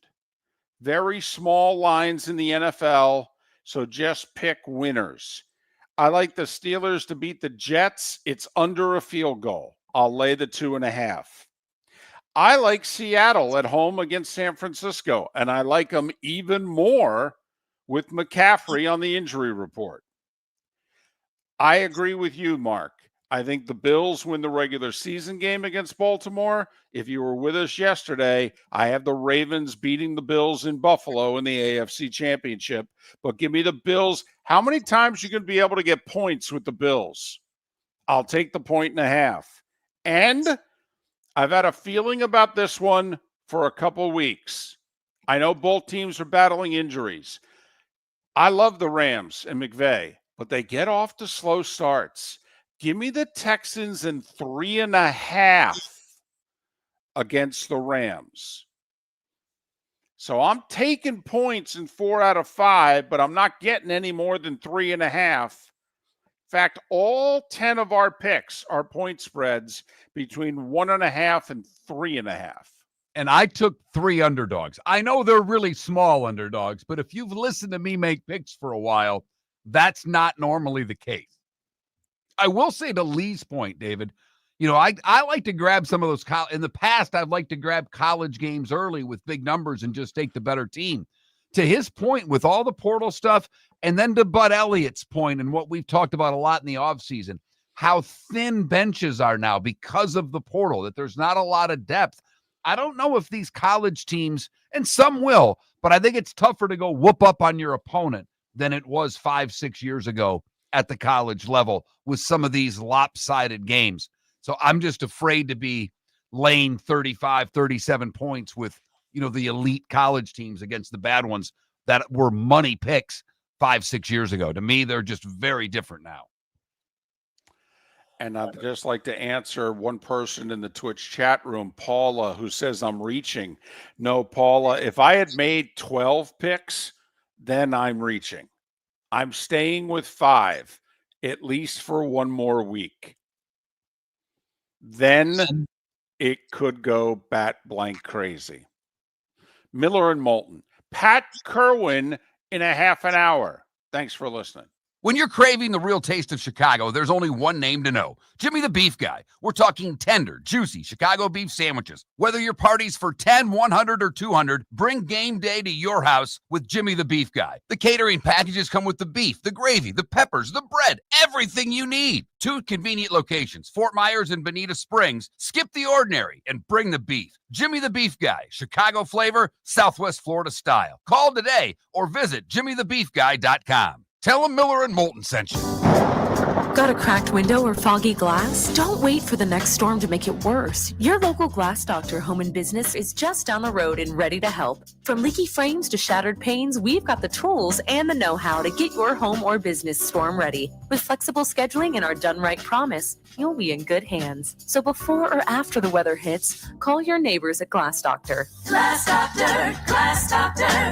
Call the Glass Doctor, we fix your pains. Oh yeah. For over 50 years, the Nolan family has been dedicated to protecting local families. Nolan Family Insurance is a second-generation independent agency that specializes in home, flood, auto, and boat insurance. They take the time needed to explain your coverage options and answer your questions so you can make an informed decision that's right for you. If you're looking for an agency that treats you like family, call 941-639-1122 or go to nolanagency.com. That's 941-639-1122 or nolanagency.com. So I asked him at Floormeisters, hey, what do you want me to tell everyone for September? He says, well, tell them I just bought 100 pallets of Core-Tech.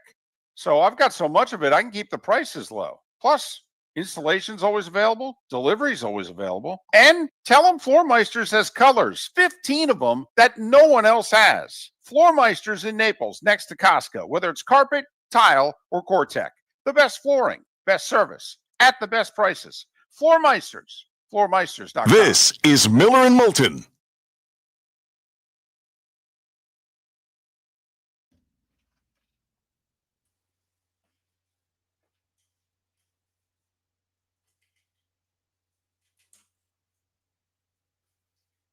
No fantasy guy this year. Couldn't work out a time.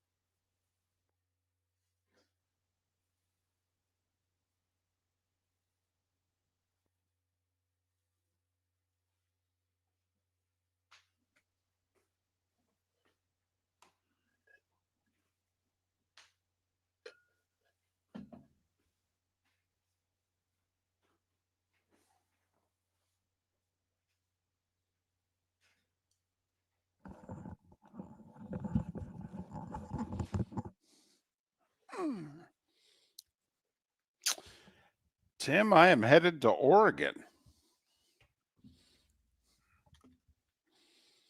I've never been. Never been to the state.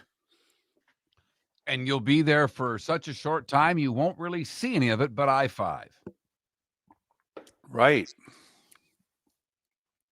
I'll drive from Portland to Eugene, and then after the game, I'll drive from Eugene to Portland. Get to Portland, what, Saturday night about 7? I mean, figure the game ends, what, about 3:30, 4 o'clock? You'll be in Portland by 7:30. Hoping earlier, but yeah. But I mean, really, yeah. By the time you're in the hotel, park the car and all that, and plus I got a 6 a.m. flight, right. so you got time to eat and go to bed. Uh-huh. Do you stay by the air? Are you staying by the airport in Portland, or don't you know? Yep. They want me to stay Friday nights in the city of the games, and they're okay with putting me out by the airports when I've got 2 and 3 hour drives to the airports.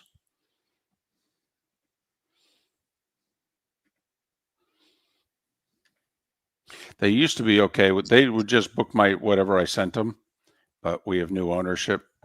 When I say we, I mean CBS. So corporate rules are a little different now. I got 15 games left on Saturday. Whatever you want. I don't care.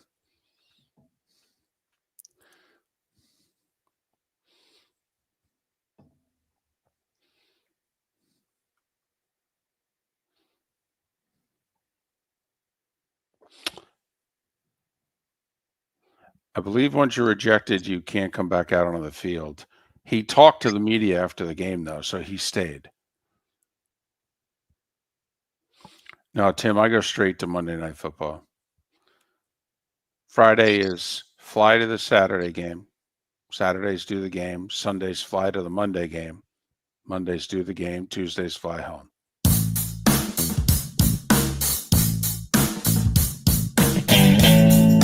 Welcome back to Miller and Moulton. Text the guys what's in your mind at 21,000. That's 21000. And now, here's David Moulton.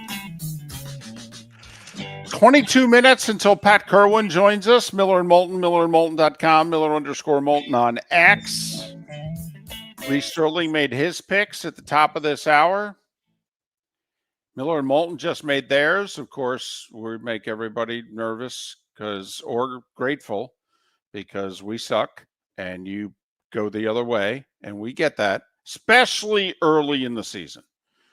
Lately, first off, going back a couple, 2-3 years, we didn't suck that badly. In fact, we were decent. Lately, we've gotten off to bad starts. I've gotten off to just horrendous, embarrassing starts. I was that tennis player who got bageled in the Wimbledon final. I mean, I've just been getting off to what was I 3-12 last year after 3 weeks? I went 0-1-2, I think. First 3 weeks last year. I was 3-12. You know how hard that is to dig out from at 5 picks a game? Ask the Athletics. I mean, it's Right. basically that 1-17 stretch they went on, or whatever the hell it was. I mean, you just don't dig yourself out of those holes. You don't. No, you played 20 weeks of above 500 baseball. You look in the standings, you still suck. I mean, Right. you look at it. I mean, it's more of a baseball thing, but Cleveland this year kind of had it, just fatutzing around for a while. Then what did they do? They lost 10 in a row. They've played well since then, but you can't make up for a 10-game losing streak. It's tough to do. I mention it because Miller and Moulton agree on one pick, and it has people just, oh no, oh no, because we both think the Bills are going to win Sunday night. It's regular season. Okay, Lively's not playing. I'm telling you, the Baltimore fullback, is very questionable.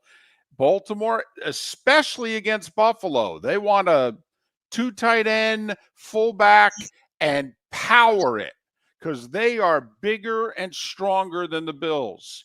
That's what got them back in the game in the second half last year in the playoffs. They just lined up and ran it down their throat, and then it set Lamar up for big passes. So anyway, I like the Bills in the opener. Mark likes the Bills in the opener. The money's all coming in on the Ravens. We're actually getting 1.5. Might be the only time all year you're going to get Josh Allen and any kind of points. So we took them. And oh my goodness, Bills fans are just, driving into a ditch. Is our buddy on the other coast listening and bothering you via text on this? Okay, I don't think usually he listens to our show either on delay or a day later. Like at night, he'll be in the office or be at home and he'll listen to our show. Fair enough. From 10 hours earlier. I'm convinced he did not listen yesterday because you picked the Bills to win the Super Bowl and I picked the Bills to lose at home in the AFC title game. So he had something to call and text about. And he has no problem sending me a 1 a.m. text, by the way. I will say I did get a couple of 12:21 texts last night because I was all in on the game and I was texting into the 11 o'clock hour. And once you open your, once you send it, you better expect a reply, particularly when it was a 3-person group text. How sure are you tonight that the Chiefs win? I'm not as high on the Chargers as a lot of people are. I don't think the location has any impact on the game. I don't either. In fact, I actually could argue it's a slight advantage to Los Angeles because I think there might have been more Chiefs fans at SoFi if the game was played there. I don't think that's wrong. I don't know about the 3.5. I could see them winning only by 2 or 3. Let's face it, the Chiefs excel at playing really close games. But, I mean, come on, at the end of the day. Although I do think the Rice suspension is big. I do too. I don't know how much weaponry they really have. I know Andy Reid, Patrick Mahomes, okay, Kelsey slimmed down. So instead of averaging 7.7 yards a catch, what does he average? 9, 10, 11? I mean, he's not what he was. Come on, he's 35 years old. I think it's going to be low scoring. I'm with you there. I don't know what the over-under is. The Chargers are going to try to run the ball with losing the tackle. How effective are they going to be? That's a big loss. By the way, the Jets lost another lineman yesterday. Yeah. The guard. Yeah, I mean, they're right. Barrett Duck is out for the year. Yep. Yeah, because also I'm not as I think this is the year that the cracks begin to finally show for the Chiefs. I mean, they went 15-2 last year, and that was with them mailing in the season finale. 15-2. But they won so many close games, even in the playoffs. I mean, Chiefs had a 1-point lead on Houston in the fourth quarter of a playoff game at Arrowhead, and Houston's outplaying them. It's like the Chiefs just knew how to win, and they ham and egged it, and the defense made a couple plays, and they won. Did Buffalo not outplay them in the AFC title game? It certainly felt like it watching it. Okay. I mean, if they could have converted the 3rd and a foot, 4th and inches, would that game have turned out differently? I just felt the Chiefs just got by last year. And I think finally, Mark, that the law of averages, they've played a lot of football in the last 7-8 years. They've played 2 extra seasons practically of games. I just think it's got to catch up with them. The law of averages, Mahomes hasn't gotten hurt. Okay, they can't keep winning all these 1, 2, 3-point games, can they? So I will say, Mahomes at this point, I'm not worried. The Mahomes getting hurt, he plays through a lot of pain. He does. Mahomes has had ankle issues. He's had Mahomes plays. You talked yesterday about how tough Matthew Stafford is. I do think at some point we have to recognize, I believe Mahomes is on the tougher end of quarterbacks. He plays through pain. He plays through things other quarterbacks wouldn't, in my opinion. I'll agree with you on that, especially considering how mobile he has to be and how many ankles and knees injuries he's played through. because A, they need him, and B, he still has to run around because goodness knows that offensive line hasn't been able to block effectively, consistently, which makes what he's done even more remarkable. But if I were to say they were -5 in wins this year, I wouldn't be surprised. I picked them to win the division, tied with Denver. I also picked them to be the 4 seed. So that to me is a 10-7 type team. Doesn't mean they're not really good, but I'm with you. All the close wins last year. I don't know how that is repeated over and over again. So tonight's game, let's hope we don't have an hour and a half lightning delay in that one, for crying out loud. Well, it's South America, so hopefully, they don't have the Friday night football lightning delays that we have in the South. Exactly. And I know it's South America, but still, right. I'm hoping that at the equator, the lightning delays stop. Fair enough. What I'm hoping. Fair enough. Poll question is, how many games is Jalen Carter going to get suspended for, in your opinion? We went 0, 1, or 2. Go to that Mark Miller, the David Moulton, Miller_Moulton on X to vote. Chiefs, Chargers tonight. Eagles in a tight one last night defeat the Cowboys in a game where they scored, every possession of the first 8 possessions? Yes. And then quit.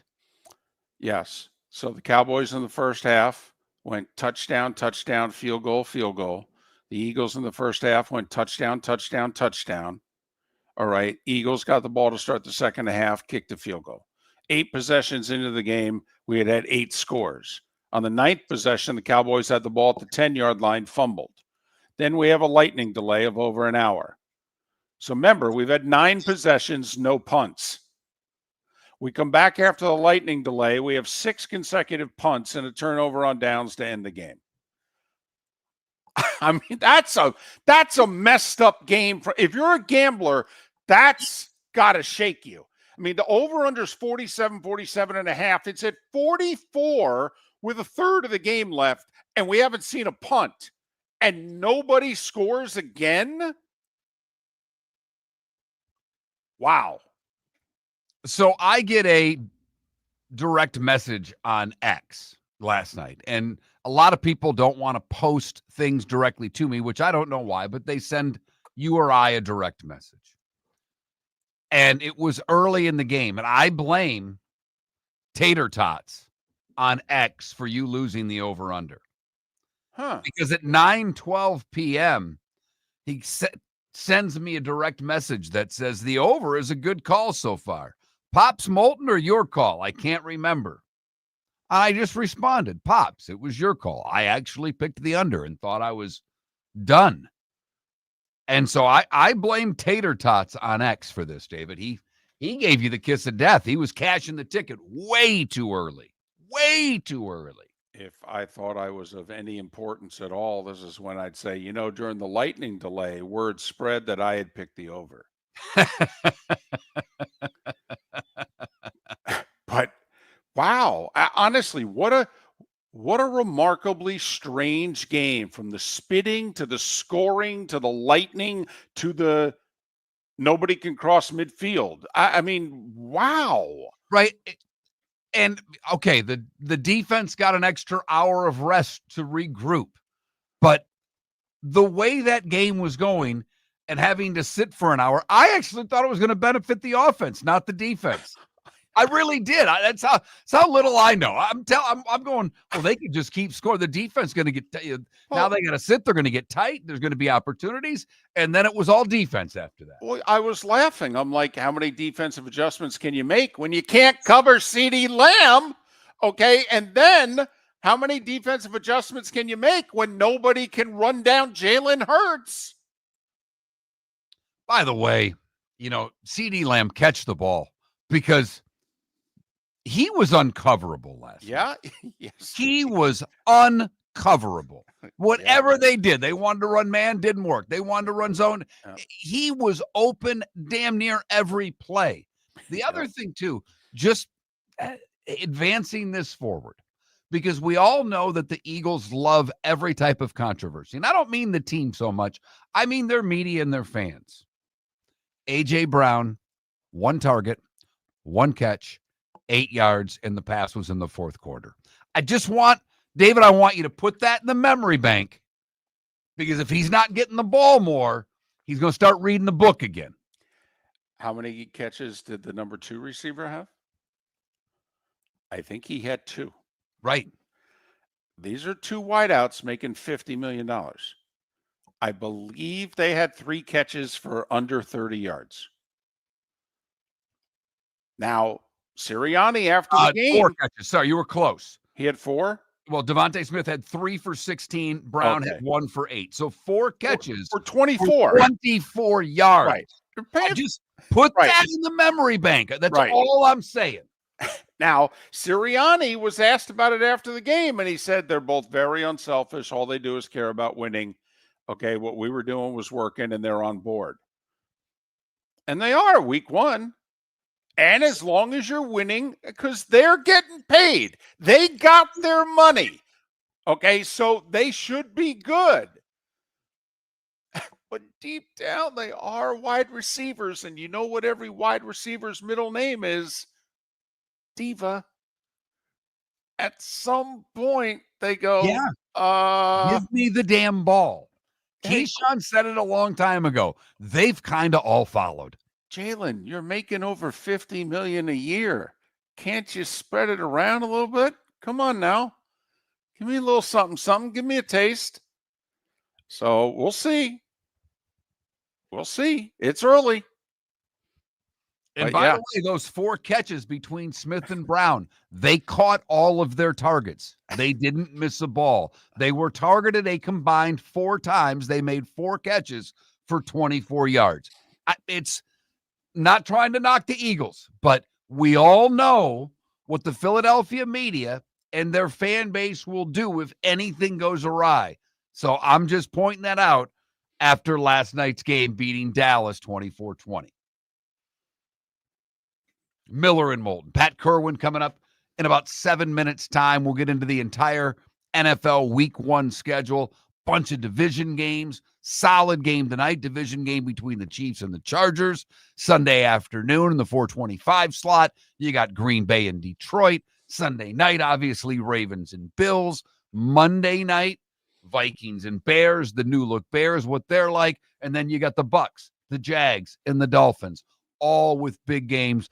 Dolphins, to me, a must. I know it's week 1, but you've got to beat the Colts.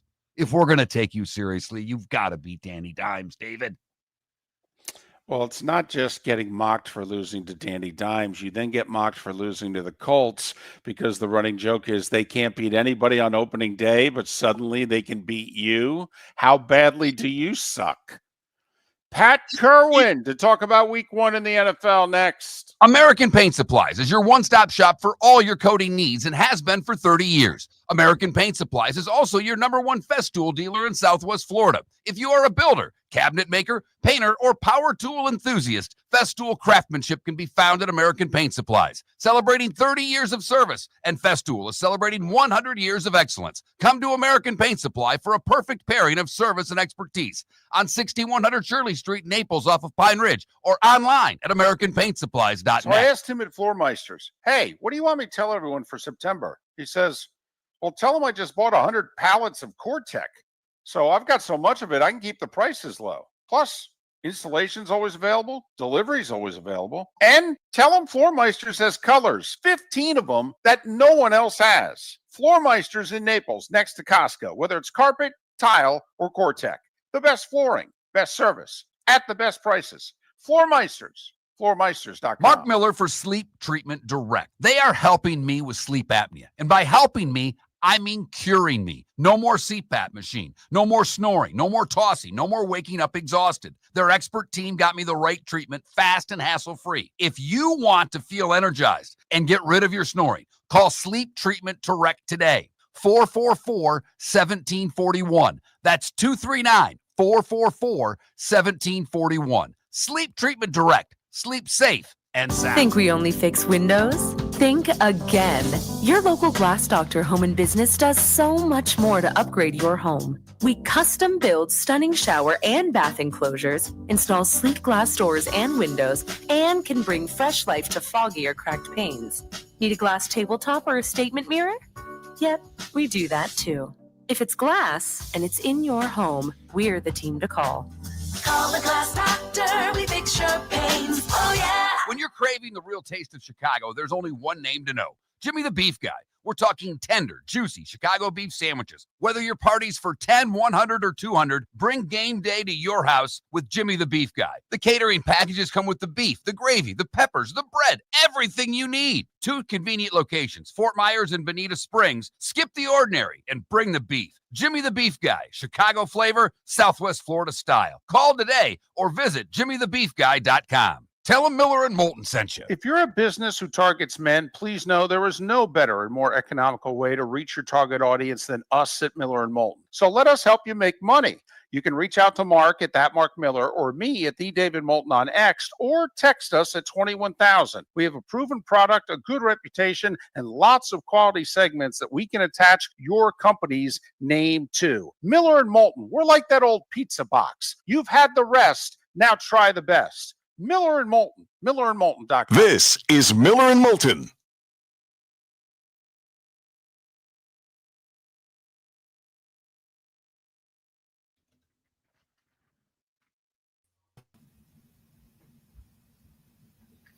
Morning, Pat. Good morning, fellas. How are you? I'm great. Late night last night. Oh yeah. Well, I watch learned, games Pat, on I went out Thursdays. to dinner. I got a good little restaurant that's close to you, by the way. If you like it's kind of French and Spanish cuisine, but it's a small joint by the movie theater there in Bonita. It was really nice. El Basque, Basque. Good little place. Good. So I went out to dinner with friends. I got home. It was already 7:07. I thought we'd get out of there. We had 6:30 reservations. Like, I'll get out of here by 8:15. We got out at like 8:40. Too much talking after dinner. I couldn't get out of it. But the break starts, the weather break starts. I'm on the couch. I'm like, I went down for the count, literally woke up as it ended. I'm like, all right, perfect. Let's watch the fourth quarter. Yeah, nothing happened after when they said it's an hour delay. I said, okay. So that game. Well, it's a good way to start the season. Yes. Plenty of action. Great way to start the season, just with the Cowboys getting off to, with all the controversy on the Cowboys, them getting off to a good start. That's Yeah. And there's enough storylines to wear out a whole day Friday. I look at it from what am I going to do for 4 hours? absolute. How many games does he get for the spit? One, I think. I think it's going to be 2. I think it should be 1. I hope it's 2. But I think it's good. I think the fact that it was on national TV that early, first game, I think all of those things factor in. Yep. I hope it's 2. I'd like it to be 4, but it won't be. Ooh. All right. Now the whole deal about Dak was spitting at him and all this other nonsense. But the first call I'm going to get today, mark my words, will be the guy who says, you did not rate Jalen Hurts in the top 10 quarterbacks in the NFL. And last night he proved he's a top 3. And I'll go, no, he really didn't. He's a great athlete, great leader. But that'll be the first call because I got a guy that just is obsessed with that. I said, well, if the criteria is winning, then yeah, he's the best quarterback. How about Zach Bond? Man, he chased that thing down, tackled him. I thought Sanders was gone. Every time I watch Zach Bond, I go, New Orleans thought he was a special teamer. That's all. He can move. Man, did you see how fast he was running? Yeah. And he closed enough that he tried to go for the forced fumble first. Exactly. And when I see a 5 on the first number of the jersey, I don't expect guys to be running that fast, Pat. Yep. He just took off. Big Zach. He was covering a kick. That's exactly what he used to look like, covering a kick. Makes it, yeah, there you go.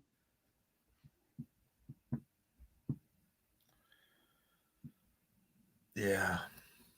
Well, here we are, fellas. David does not have to announce we are 0 days till the season starts.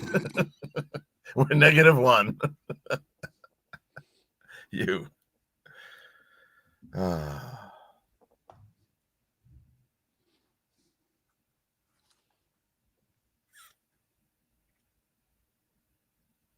Mm-hmm.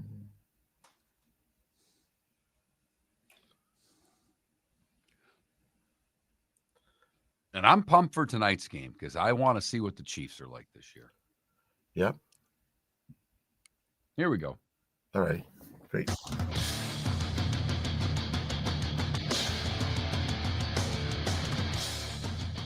You're listening to Miller and Moulton, coming at you from the Floor Meister Studios. Floor Meisters, keeping it real.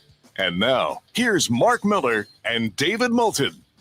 Halfway home on this Football Friday. Football Friday. Although it's the final hour of Miller and Moulton in Lake City, Live Oak, and surrounding areas, Port Charlotte, Venice, and surrounding areas, 8 a.m. Eastern on Friday means Pat Kirwan. He of NFL Radio's Moving the Chains. Weekdays 3 to 7, Saturdays 2 to 5, and Sundays CBS's NFL Today Show. Pat joins us courtesy of Pinchers, Tampa to Key West, all points in between. Pinchers, where you can't fake fresh. What a weird opener, wasn't it? From the kickoff to the lightning to the end of the game. I mean, that was like 3 games in one, wasn't it? Yep. First off, my thought at the end of it was the game was played in reverse. Most times on an opener, you would think that there's those series at the end when they couldn't do anything is how a game should look to start the season, especially when they don't play a lot in the preseason. But they came out like they've been playing for 6 months already, and then it fizzled out. So that part of it, I don't know. Someone's going to ask me today about CeeDee Lamb, and they're going to say, what was the main reason they lost? I'm going to say CeeDee Lamb's 4 drops. You can't be wide open and drop the ball 4 times. No, a game that close. And he was open the whole game, Pat. Yeah. And I don't like to put it on him, but if someone's going to, and I know they're going to ask me, what's the number one reason they lost? And I'm going to say that. And I'd like to hear if you would argue with me on that. Well, CD said it after the game. I mean, at least I'll give him credit for him raising his hand and going, no, this is on me. I got to catch the ball. And then you would want the second highest paid guy on the team to say that, but it's the truth. He gets paid to catch the ball. He dropped the ball. Yeah. And so I know with Philly not throwing the ball to their guys, I get a lot of guys that think Brown is like a top 3 receiver, and maybe he is, but I don't know. I think the only thing worse than only throwing 4 times to their 2 guys is having a guy drop 4 of them. At least they didn't have any drops over there in Philly. No, you're right. They were targeted 4 times, and they caught all 4 for a whopping 24 yards on the game. But, and you're right. You're both right on CD, but, Sanders got to hang on to the ball, too. When you're in the red zone, you can't be dumping the ball on the turf, Pat. Jihad Campbell, that kid, he made his first name for himself. The best play for me in the whole game was Zach Bourne chasing down Sanders. And I think, Mark, I said it to you, it looked like how he used to look when he was just a special teamer covering kicks. Did you think he was that fast? Because I didn't. No. Like I said to you before, I'm not used to seeing a guy with a 5 as the first number on his jersey chasing guys down. Yep, great play. Now, Hurts, I'll get this argument for sure today. It's like, because guys get on me about not putting Hurts in the top 10 quarterbacks in the NFL. And I said, he's right around 10th, which is not a bad place to be, but he played. First of all, he's a leader. We all get that part of him. He's strong. We get all of that stuff. That performance is going to get all those Hurts fan club out and looking for me. So I'll be ready for him today. But that's going to happen. It's only one game, but when you look at the areas of concern that both teams had about themselves going into the game, I don't know if any team this morning doesn't still have those areas of concern. We didn't know if the Eagles, they lost a lot off the edge. I didn't necessarily think they got enough done off the edge rushing the passer. They'd lost a lot in the secondary. Well, it's tough going up against Lamb and Pickens, but you can't be happy with your corners if you're the Eagles this morning. Meanwhile, for the Cowboys, still can't run the ball. And without Micah, I know tough offensive line, and then that guy can scramble. But I mean, didn't it look like Dallas is down at least one pass rusher? Well, they are down, as we know. They are down, and not to be replaced, really. You don't replace guys like him with Sam Williams. That's not happening. So the guys that could take Parsons' spot last year had 0 sacks between them. One was in college, one was hurt, and the other guy couldn't get to the quarterback. So they're going to have problems replacing it. But I thought the core problem for Dallas when they watched the film is they got Kenny Clark and they didn't stop the run. It was about 125 yards in the first half. Now, not everybody has Saquon Barkley and Jalen Hurts, but that big claim by Jerry is we need to just get a run defense. Did you think they developed a run the trade-off of Parsons for Clark? I didn't see it. Well, hell no. It's still not good against the run. Well, the second game, the one that happened after the Lightning today, they did a really good job of stopping them. The first game, they didn't do a damn thing. I didn't think, just an hour delay is not like a long halftime in the Super Bowl. It is, the energy goes out. It's very hard to spark it up again. And football's played with emotion, and that thing right there took the wind out of both teams' sails, and that's what we saw when we came back. I was just tempted to close my eyes and go to sleep, but I said, if I do that, guess what's going to happen? There's going to be 2 giant scores, but I stayed up for no reason at all, and it was just the game could have ended. I think God said he saw enough at 24-21 and just said, good night, fellas. Some of us have to get to bed before midnight. Exactly. All right, let's move towards tonight's game. Yeah. Chiefs and Chargers. We were just talking about it, Pat. I ended up picking the Chiefs to win the division. David and I both have the Chiefs and the Broncos with the same record when the season's over. He has the Broncos winning the division. I have the Chiefs winning the division. But I see them as like -4, -5. There's no way they're winning as many as they did last year, and they're not winning as many close games. But the Chargers losing the tackle, that's a big deal. We don't think they have enough weapons. When you see this game tonight, what do you see? Well, this is how I used to feel when Brady played and when Favre played. I'm just going to ride with Mahomes until I'm wrong. But I think there's still plenty of juice left in Kansas City, and their quarterback, Mahomes, can negotiate their tackle. They're going to play a rookie tackle too, which doesn't look like it's a good matchup for them against Khalil Mack. But I'm not coming down off the pedestal I have the Kansas City Chiefs on, and mainly because of Spags and how he handles defense. When you look at Herbert, and I know your listeners know this, the guy's 2-7 against Kansas City, and this Spags boys got 35 sacks on the guy. So no Slater, no chance. Would you defend the Chiefs differently the first 6 weeks of the season without Rashee Rice? I mean, can't you be very aggressive now? Who on the Chiefs, honest, outside of Kelsey in the red zone, where I do think you have to double team them in the red zone, but where is the area of concern outside of number 15, if you know what I mean, Pat? I mean, good defenses can handle every, quote, weapon the Chiefs have right now. They can, and they could last year too, yet they didn't. So Mahomes is a creator. He's going to get outside the pocket. He's going to look to his left, throw to his right. He's going to make guys like Juju maybe catch 6 passes. Some of the other guys catch 3 or 4. He'll spread it around. And I, the dark horse to be a big factor is the second tight end. He had more touchdowns than Kelsey last year. So I think my point really is he will distribute the ball all over the place. They'll run the ball okay. We're going to find out. The big question for me is, did you make a gigantic mistake getting rid of Tooney? That to me is one of those head scratches that I just didn't understand why. And I get the money part of it, but you got a quarterback that's going to soon get a new contract that's going to make him the highest paid guy ever, and you let Tooney go, who, by the way, for the listeners, bailed the team out as the left tackle down the stretch last year. He was voted team MVP by the room, a left guard moving out to left tackle for a team that goes to the Super Bowl, and the team voted him their MVP. Yeah, a team that has Mahomes and Kelsey, Right. and Creed Humphrey, so that'll be, but I don't think it's enough of a problem for the Chargers to deal with. Last year the Chargers had a better record than Denver. They beat Denver twice, but somehow from the end of the season to now, we have anointed Denver. Now I'm part of that. But what did the Chargers do wrong?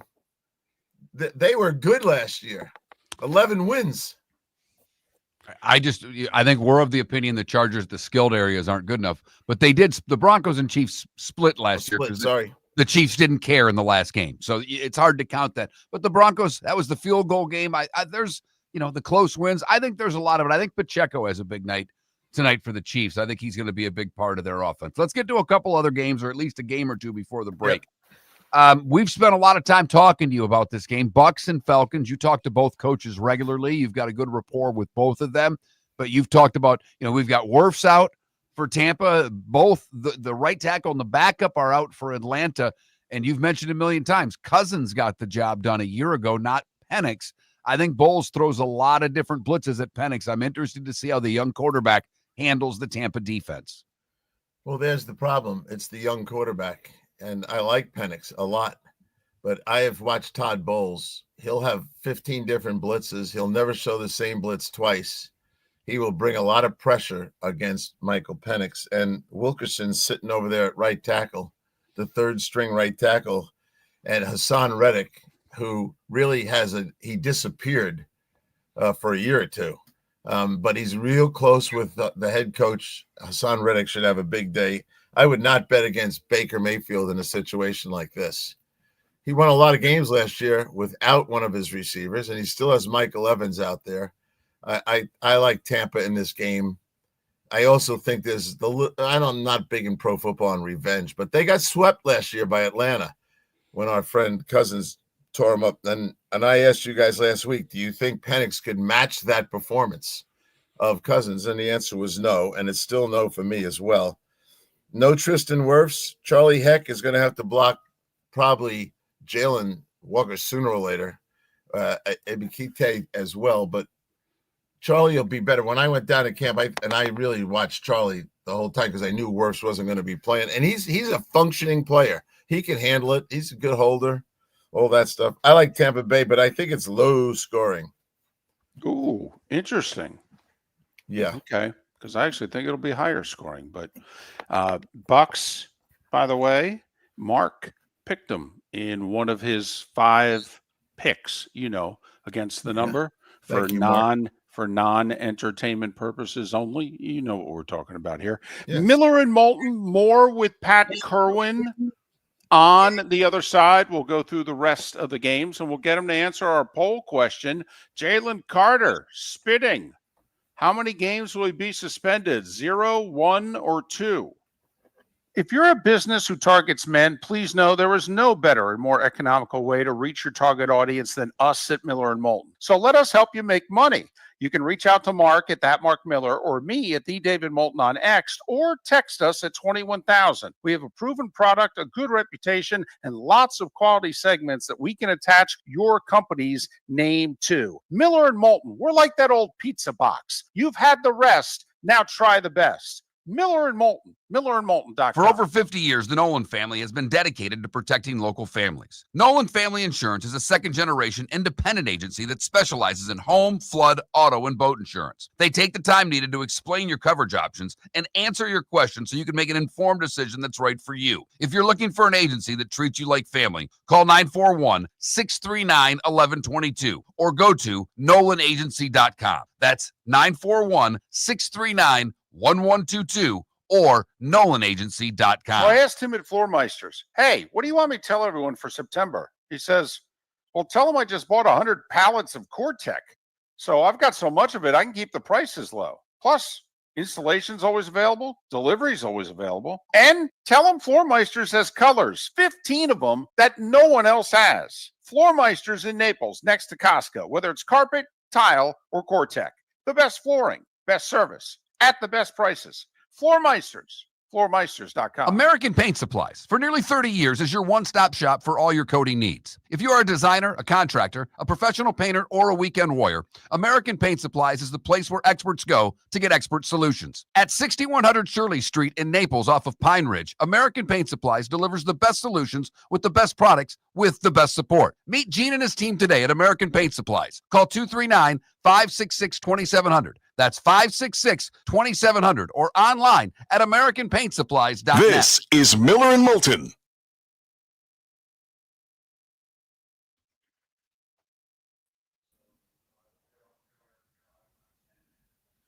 When you head out tomorrow, Pat? Yeah. Well, Mark, what I said before was that the Chargers beat Denver in both games. Okay, I think you said Chiefs, but I could be wrong. I think you might have a slip of the No, I tongue. was talking about why did all of a sudden we put the Chargers below Denver? The I whole got world. you. Okay, I'm sorry. All right. No, but I didn't care at the end of it. But that was my point. Like the Chargers had a better record. They beat Denver twice, but there's not one person I know or who calls our show who thinks the Chargers are better than Denver. Denver's gotten this big role. Jim, by the way, because Jim's big on the Chargers, right? He gave up on him and picked Denver. I go, you're the worst of the lot. Well, I'm sorry, but I think the Slater thing's a huge deal. So do I. What does Harbaugh want to do? He wants to run the ball 35 times a game if he could. Well, I said this to you guys on Tuesday. The amount of tackle injuries and how many pass rushers are going to go crazy. There's just so many of them. Well, have the Jets lost a tackle and a guard already? Well, Membo's a rookie. He has to block TJ Watt. Good luck. Good luck. Will Campbell's got to block Max Crosby. Good luck. You know, I can keep going. Conley's got to block Brian Burns. Simmons got to block Khalil Mack. Ursery's got to block Byron Young. So there's a chance for some real kill shots on quarterbacks this weekend.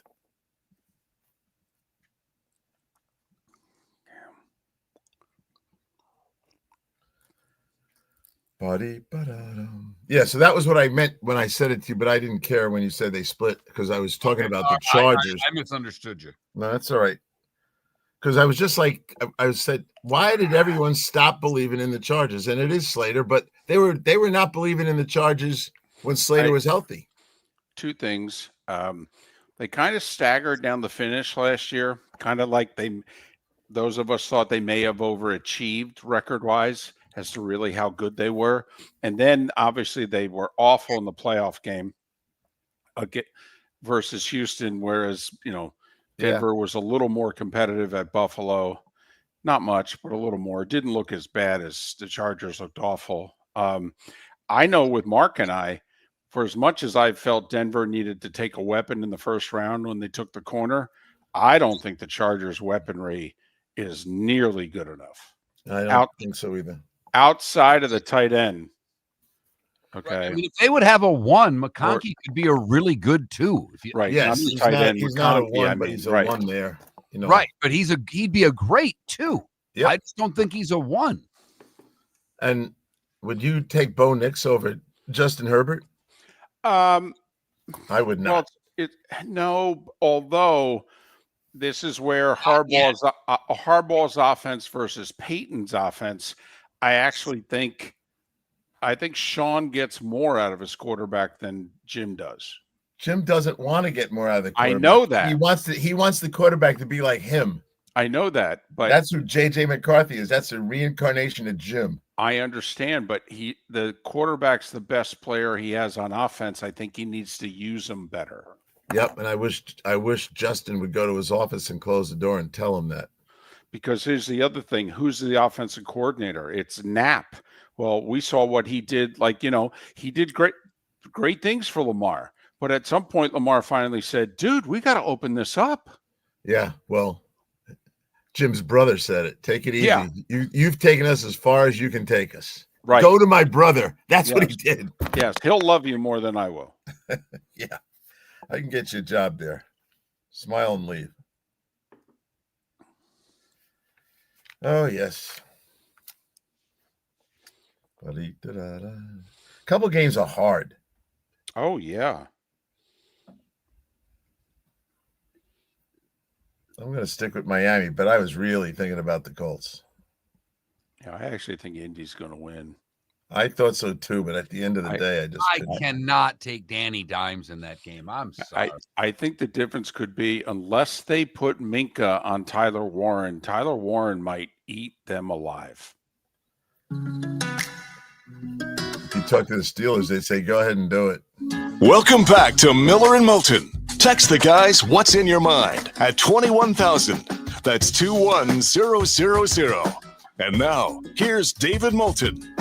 21 minutes past the hour. Our remaining moments with Pat Kirwan on the American Paint Supplies Hotline, your one-stop shop for all your coating needs. Kevin Brockway to talk Gators in South Florida coming up in a little more than 15 minutes time. Pat always joins us courtesy of Pinchers, Tampa to Key West, all points in between Pinchers because you can't fake fresh. Very quickly, I know it's going backwards. Our poll question, Jalen Carter, how many, if any, games do you think he'll be suspended? 0, 1, or 2?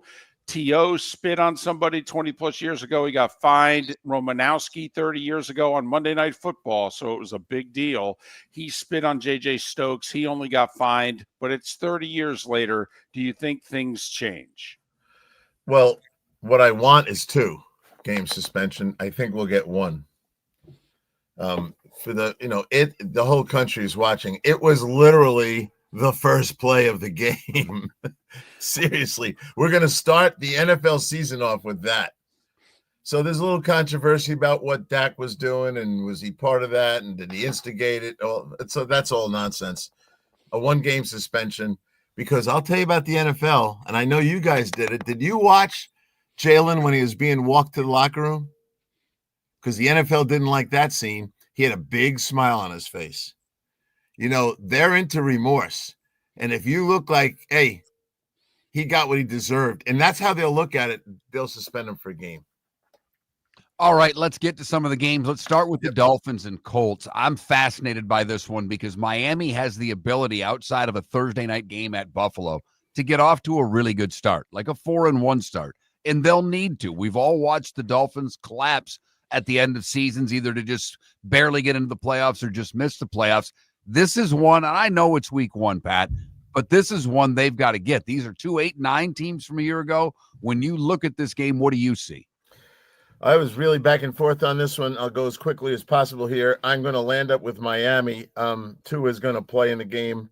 Last year, Indy beat Miami 16-10, but Jonathan Taylor didn't play, and I believe Tua didn't play. I'll take Tua over Danny Jones in this one. Daniel Jones is on the field because of the lack of talent of Anthony Richardson. We'll see. And I like Daniel Jones. I'm cheering for him that he reinvents his career, but I'll take Miami in this one. And you tell me how bad Florida is going to be if Miami loses this one. Oh, my goodness. Well, they're already pretty negative, the fan base. So it'll go, as Mark likes to say, it will go to 11. Let's talk about some of the division games. Yep. Washington at home against the Giants with Russell Wilson. Can the Giants play them tough? Yes, they absolutely can. And I do think they are going to play them tough. I considered taking the Giants in this. I will take Washington at home. The 6.5 points, I'd be glad to take. I don't bet, but I'd take the Giants in 6.5 points. I think they're good enough to hang around with them. That first time they played last year was 7 field goals. They couldn't score. And they came back, had to kick 2 field goals. And the next one, I was talking to Dan Quinn about it. He was laughing. He goes, 21 points from field goals. Jaden is a phenomenal player. We don't have to say that over and over. But Russell makes the Giants better. Russell will do a nice job in a game like this. I'm not betting, but I would take the Giants and take the 6.5. Well, Lions and Packers. I took the Lions because until proved otherwise, the Packers they beat all the teams they were supposed to beat, but they couldn't beat the good teams last year.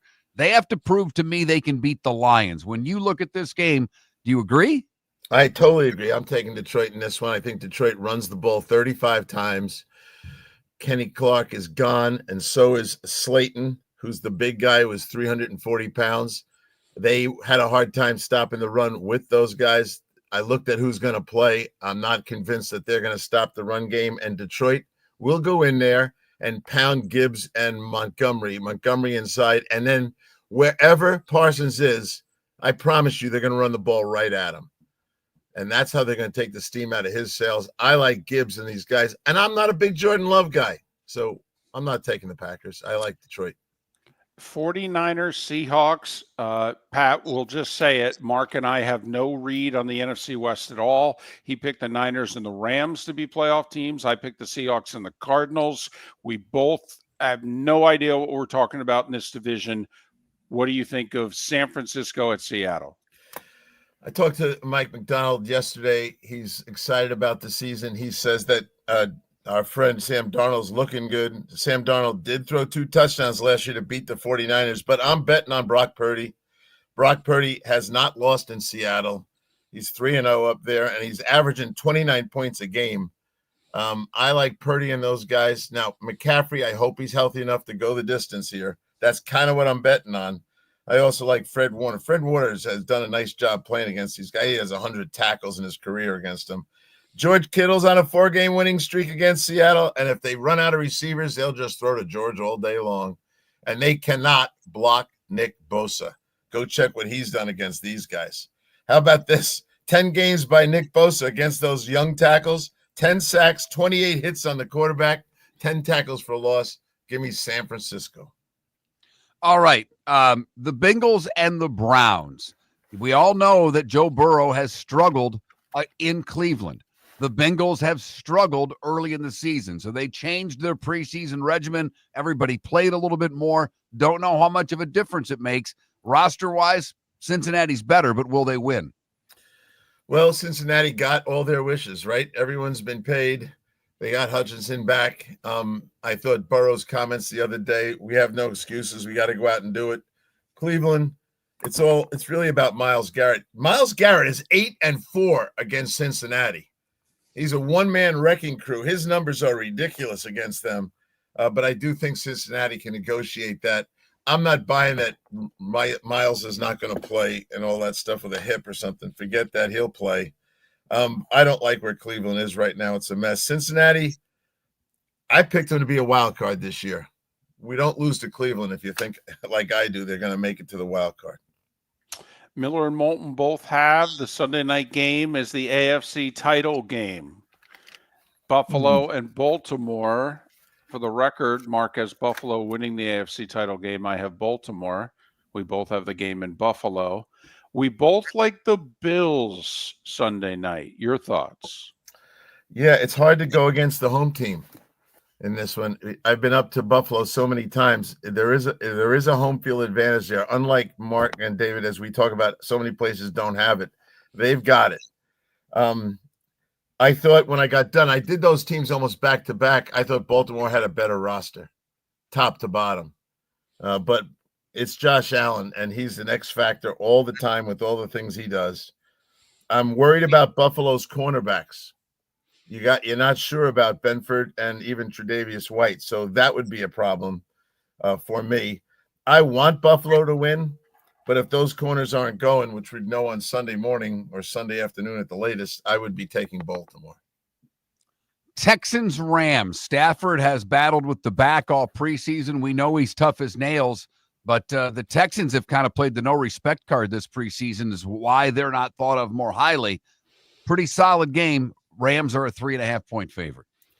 Yeah, I'm really interested in Houston. Their defense is phenomenal. And I say that, and people go, what? I said, you're like me. You didn't study them. Until I studied them, I didn't really think of them that way.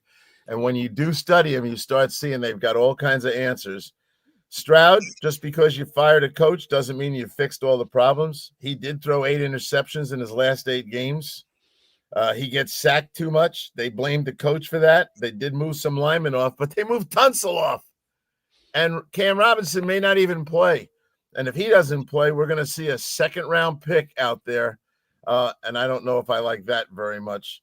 So I came off Houston. I put my money, which I don't use, back on the Rams. I think that our friend Stafford has done this to me before. He doesn't play a lot in the summer, and we all think he's all banged up. Then he comes out and he plays well. I'll take the Rams. 10 seconds. You got an upset special? An upset special. Yeah, the Raiders over New England. Okay. Drake May. I'm not ready for Drake May against Pete Carroll and Geno Smith, who, by the way, last year played New England and threw 44 times for 327 yards.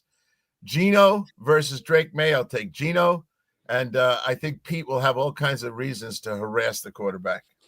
He's Pat Kirwan, NFL Radio, Moving the Chains, CBS's NFL Today show, joining us, courtesy of Pinchers. So I asked him at Floormeisters, hey, what do you want me to tell everyone for September? He says, well, tell them I just bought 100 pallets of Core-Tech. So I've got so much of it, I can keep the prices low. Plus, installation's always available. Delivery's always available. And tell them Floormeisters has colors, 15 of them that no one else has. Floormeisters in Naples, next to Costco, whether it's carpet, tile, or Core-Tech. The best flooring, best service, at the best prices. Floormeisters.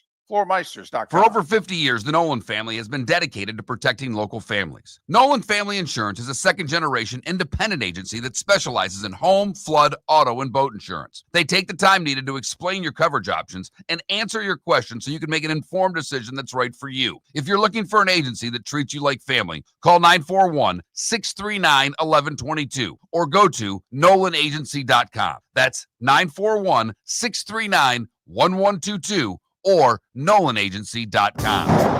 Got a cracked window or foggy glass? Don't wait for the next storm to make it worse. Your local Glass Doctor Home and Business is just down the road and ready to help. From leaky frames to shattered panes, we've got the tools and the know-how to get your home or business storm ready. With flexible scheduling and our done right promise, you'll be in good hands. So before or after the weather hits, call your neighbors at Glass Doctor. Glass Doctor, Glass Doctor. Call the Glass Doctor, we fix your pains. Oh yeah! American Paint Supplies, for nearly 30 years, is your one-stop shop for all your coating needs. If you are a designer, a contractor, a professional painter, or a weekend warrior, American Paint Supplies is the place where experts go to get expert solutions. At 6100 Shirley Street in Naples off of Pine Ridge, American Paint Supplies delivers the best solutions with the best products with the best support. Meet Gene and his team today at American Paint Supplies. Call 239-566-2700. That's 566-2700 or online at AmericanPaintSupplies.net. This is Miller and Moulton.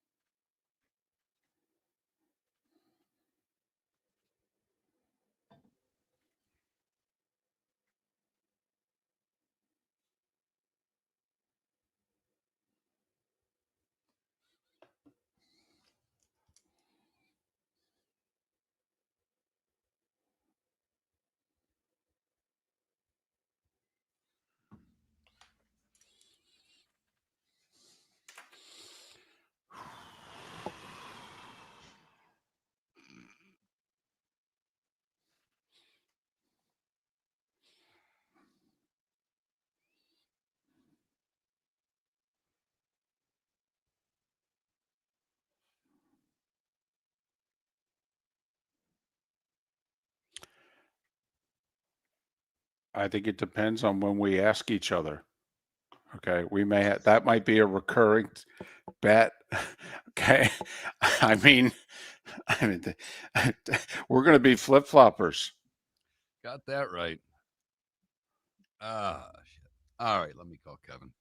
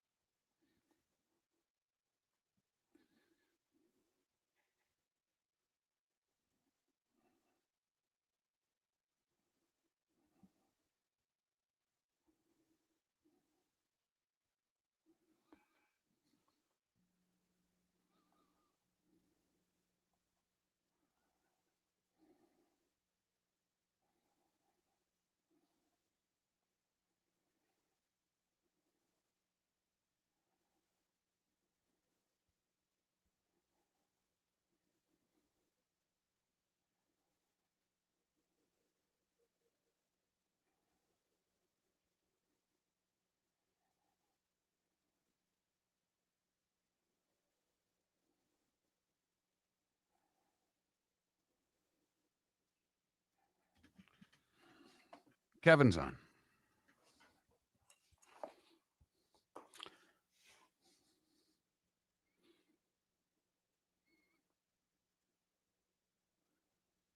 Couldn't they have waited till after 10? They don't know what I do for a living.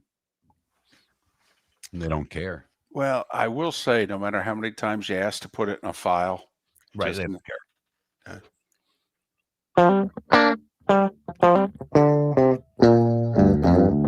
You're listening to Miller and Moulton. And now, here's Mark Miller and David Moulton.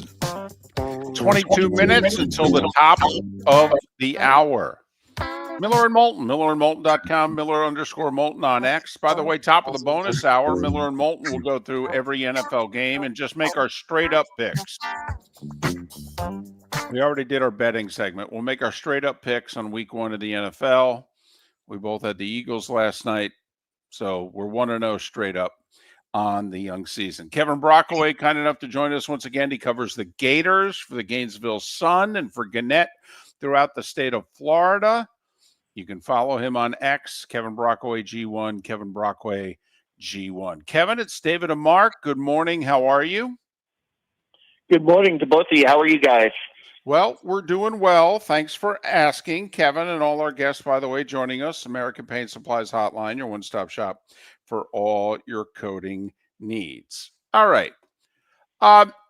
Is there any bad news coming out of the LIU game? Anybody hurt? Anybody perform really badly? Is there anything negative coming out of the layup opener? Yeah, no one hurt. Trey Smack going 2 for 5 is a bit of a cause for concern, and also 11 tackles for loss, which I thought Billy Napier thought was somewhat misleading, but right tackle Bryce Lovett was a little shaky in his first start out there, and Pro Football grades were not very good. So I think that a little bit of the offensive line and Trey Smack, but other than that, I thought the defense performed exceptionally well. And I think that, getting those 2 turnovers, including 1 return for a touchdown, they kind of carried over that nose for the ball and big playability that they showed me in the last season. Well, it'll be interesting with that defense because South Florida, the one thing that I think they're pretty good at, Kevin, is explosive plays, and they have the ability to make big plays against the Gators. How concerned should the Gators be about South Florida's big playability? Yeah, they're, this is going to ramp up Florida's, obviously the schedule is going to get really tougher. So this kind of ramps things up here. You got an in-state opponent that's going to be pretty hungry. Obviously USF under Alex Golish, they play really good tempo. They kind of bring that Tennessee system from Josh Heupel. And Byron Brown is no picnic. He's a dual threat guy, so he's going to be tough to contain. So it's going to be an interesting challenge for the defense. But I thought, and even without Caleb Banks, who is still questionable for this game, I think Billy said getting closer, but I wouldn't necessarily pencil him in yet. I think this defense has the potential to rise to that challenge, and it's going to be incumbent on them to keep Brown in the pocket. All right. Obviously, Florida has better players. but let's just talk stylistically. Is the Gators defense built to handle this type of attack that you just mentioned? A team that A, wants to, when they can, go tempo, but B, really likes to pound the rock to set up big passing plays. And if the pass isn't there, the quarterback can run around and create havoc. Do you think the Gators defense matches up well with that type of offense? Well, I think, David, the evidence, is Tennessee, and they've actually played pretty well defensively against Tennessee the last two seasons, if you look at it, because that goalish style is very similar. So I would say yes. I would say, it's a creeper scheme, and I think under Ron Roberts, who's in his second year, they did bring in some new defensive coaches. Vinny Sinceri is, coaching safeties, Duran Wilson, and Robert Ballas coaching linebackers, Duran Wilson coaching in the secondary. I think they feel like they've got some continuity with Roberts calling the plays. The players are a lot more comfortable in the scheme.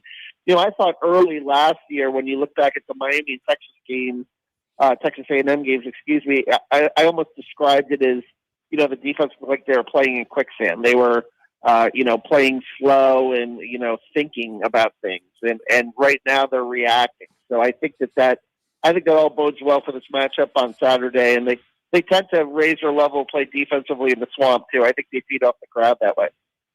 All right. We all know DJ Lagway is a difference maker and an exceptional talent. With this 5-game stretch, what is it? How do you play him? Because, obviously the injuries would concern me, but he's a dual threat guy. You can't stop him from doing what he does, right? You can't play cautiously with DJ, can you? Yeah, but DJ to me, mobility-wise, didn't look that great, in week one. There was, first play of the game, he drops back to pass, he got sacked and couldn't even escape the pocket on that play. So I'm wondering, again, how much of the dual threat are we going to really see from DJ this season? Because I just don't know, how the calf is going to hold up. I was a little concerned about DJ. He did find a rhythm in the second quarter, but I thought at times he did look a little gimpy and didn't look right. He overthrew Vernell Brown on one throw, and then Brown had to make an incredible catch on that 40-yard throw downfield. But, Billy Napier says he's on a mission this week to prove he can play better. DJ was very hard on himself following the game, so we're going to see what kind of DJ Lagway shows up, but they're going to need him, during the stretch for sure. But I think his best asset right now is still throwing the ball downfield, making the reads, and like I said, the team tends to raise its level of play around him, which is kind of an innate leadership quality I think that he has. And let's not forget Jaden Ball running the football too. I think he's a guy that's really on the come, and he looked impressive in that LIU game. If you were South Florida with the struggle of the right tackle, with the apparent lack of mobility still from Lagway, wouldn't you attack him? Oh, yeah. No, I think they're going to bring heat, David. I think it's just a matter of Florida. Are they going to be able to rise to the occasion? And listen, if Lovett struggles again, Keaton Jones is a guy who saw last snap from that first game. You could plug him in there. That's the one thing this year about Florida, I would say, compared to past years where if an offensive lineman was struggling. They've got depth this year. They have a good 2-3 deep on that offensive line, and that's a credit to Billy Napier and how he's kind of built over time and recruited over time. So I think that if that were the case and they were to get him early, they would probably make adjustments to personnel, and that would be the best way to go about it.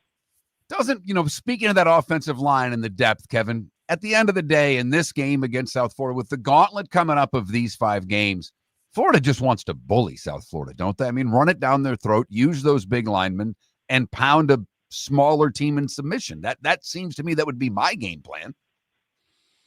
Billy Napier likes to say complimentary football. I think you just want balance, right? You want, I think every coach is striving for 250 rushing, 250 passing, and to be able to control the clock, I think would be, important in a game like this, maybe limit USF possession. So I think Florida's going to probably go about it that way. And Jacoby Jackson didn't look great in the LIU game. He almost lost a fumble, but Jaden Ball looked very good. And when you get those two guys going at the same time in the running game, with some of the, offensive line run blockers. I mean, I think, Austin Barber at left tackle and Jake Floater at center, those are two offensive linemen that grade the best in run blocking in the country. So you run behind those guys, you establish that, and maybe work DJ Lagway off play action from that. I think you're going to have a good day. The spread is 17 and change when you look at the Gators, and I know you pay close attention to the Bulls also, but when you look at their roster, do you think to yourself, yeah, this is a 2-3 score game unless South Florida forces some turnovers, unless they make some really big plays? I mean, is that about how you look at this game also? Yeah, and let's not forget the LIU game. And listen, it's only LIU. You get that, and part of it has to do with personnel. But the other thing about Florida is no penalties in that game. I mean, they played an exceptionally disciplined game in that regard. No penalties, no turnovers. So if that can carry over and you play that disciplined style, I think they can definitely pull away. I predicted 28-17, though. I do think that USF is going to cause them some problems, and I think in the second half, Florida will figure it out and pull away, but this is still a Gator team that I think it's more of a tip of a cap to USF because, they're coming in here pretty confident off the Boise State game, and I do think Brown is a guy that can cause some problems, and USF's defense, too, looks like it's the front seven looks like they've really matured and played pretty well. Yeah, they definitely, against Boise, I was impressed with their defensive speed and their ability to hit, so I am curious what they have for Florida. Give me the best case scenario for how this game starts for DJ. Give me an idea of what Florida wants. You said complimentary football, but LIU, Kevin, I'm sorry. I just dismissed that game. I can't even count it. It's Long Island University, so it's a good preseason game. What do they have to build upon for that for Lagway? Yeah, I think, some big plays downfield, some big throws downfield for DJ to kind of build his confidence a little bit, I think would be key, and that's what he does well. He obviously, last year he had 12 completions of 40 yards and kind of limited action. So that tells you his potential in terms of the big play downfield. And Florida's got the speed at receiver to do it. They're still a little banged up in the receiver core with Dallas Wilson and Aiden Mizell being out, but, J. Michael Sturdivant, the transfer from UCLA, Vernell Brown, the third, the true freshman, look great. And then you've got, Eugene Wilson, the third, Trey Wilson coming back on the other side, too. He had a touchdown catch in that game. So you've got a lot of speed out there. You might want to try to use it, take some shots downfield when you can. Kevin, thanks for making time for us. We appreciate your insight and enjoy the game. And hopefully we talk soon. All right. Thank you very much. Kevin Brockway, Gainesville Sun, and part of Gannett statewide. You can follow Kevin on X, Kevin Brockway G1, Kevin Brockway G1.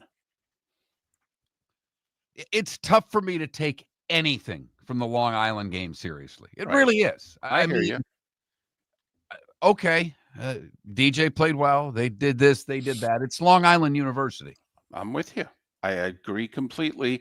I do think, though, and I said it last week, like these big games, the Texas, Ohio States, and what have you, I would play them week 2. I would not play them week 1. The coaching cliche of the most improvement all year is between week 1 and week 2. I do want my guys to just get their feet wet. I do. So, I'm thrilled. The fan in me and sports talk show host in me is thrilled that we had the matchups that we had last week. But this week's calendar, Mark, would look a lot like last week to me. I would flip the weeks if I was a coach and I was in charge of the schedule. I do wonder because of home gates and all of the different reasons. People had proposed a long time ago. I think this is even before they went to 12 games.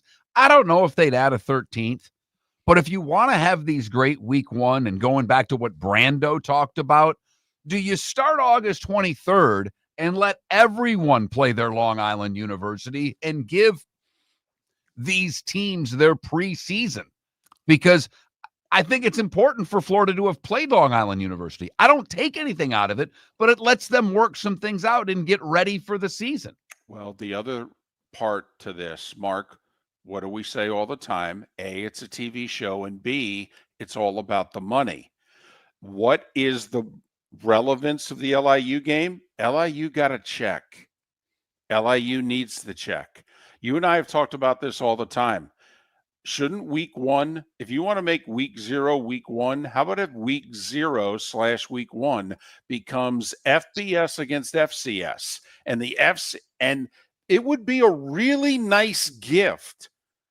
It really would, for all the Power 4 schools and the FBS schools to hand those checks over. And in most all cases, it's a W, but here's your check. You need it.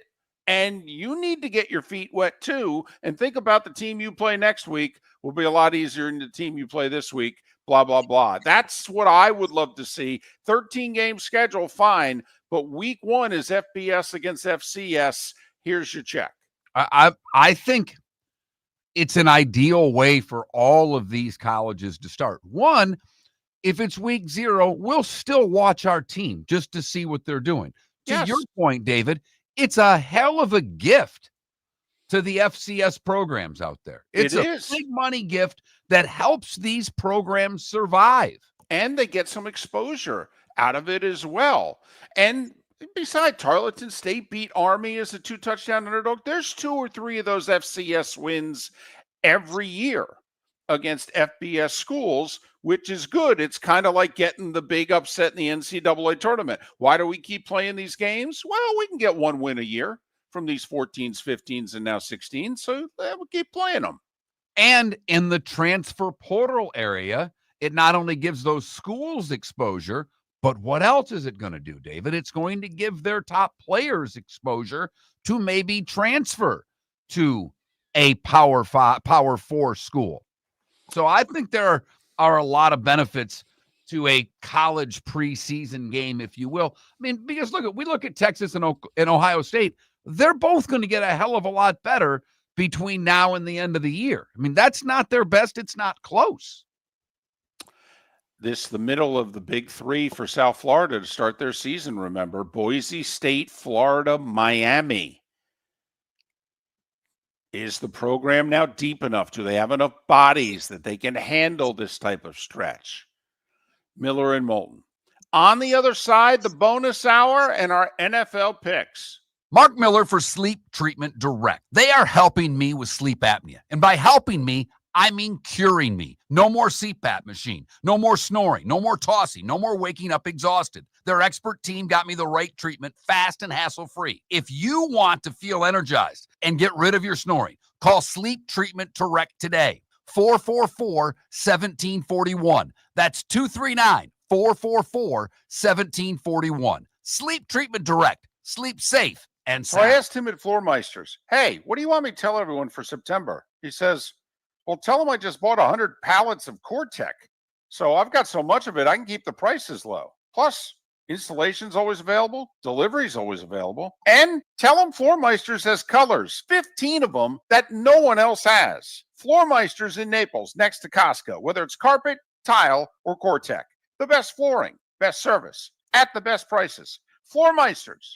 Floormeisters.com. American Paint Supplies, for nearly 30 years, is your one-stop shop for all your coating needs. If you are a designer, a contractor, a professional painter, or a weekend warrior, American Paint Supplies is the place where experts go to get expert solutions. At 6100 Shirley Street in Naples off of Pine Ridge, American Paint Supplies delivers the best solutions with the best products with the best support. Meet Gene and his team today at American Paint Supplies. Call 239-566-2700. That's 566-2700 or online at AmericanPaintSupplies.net. When Glass Doctor replaces your windshield, we don't just send you on your way, we send you off protected.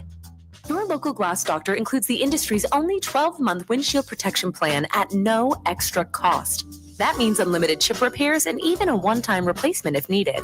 High-quality service backed by real peace of mind, right here in your neighborhood. Glass Doctor, Glass Doctor. Call the Glass Doctor, we fix your pains. Oh, yeah. Exclusions apply. See your local glass doctor for details. Shoeless Joe Sports Cafe is where your fantasy football draft should be. Free private rooms, Wi-Fi, plus food and drink specials. In August, Shoeless has bingo and trivia Tuesdays and Thursdays with your chance to win free wings and beer for a year. Fridays, live music on the deck. Saturdays, karaoke on the deck. Plus daily meal specials like Wednesdays, $6 wings and half-price pizza. Watch all your baseball and football at Shoeless Joe's, your home for good food, good times, and good sports in the Bell Tower Shops, Fort Myers. When you're craving the real taste of Chicago, there's only one name to know. Jimmy the Beef Guy. We're talking tender, juicy Chicago beef sandwiches. Whether your party's for 10, 100, or 200, bring game day to your house with Jimmy the Beef Guy. The catering packages come with the beef, the gravy, the peppers, the bread, everything you need. 2 convenient locations, Fort Myers and Bonita Springs. Skip the ordinary and bring the beef. Jimmy the Beef Guy, Chicago flavor, Southwest Florida style. Call today or visit jimmythebeefguy.com. Tell him Miller and Moulton sent you. This is Miller and Moulton.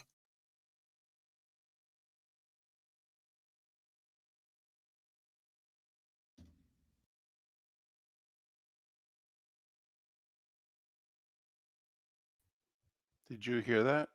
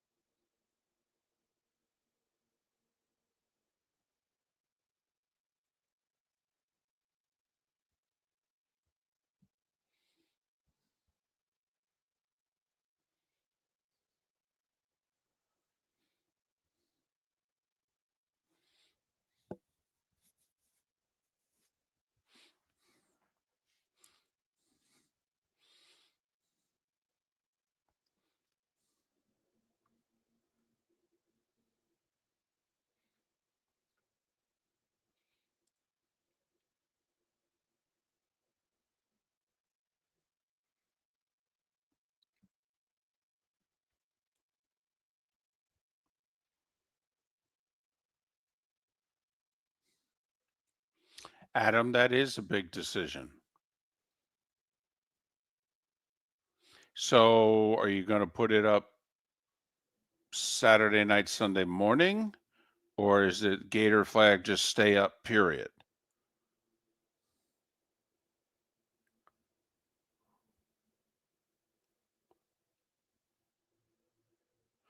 RCB, here's the problem. Miller and Moulton have thought the ACC in the last couple of years should have gobbled up South Florida. But what does South Florida bring in terms of revenue?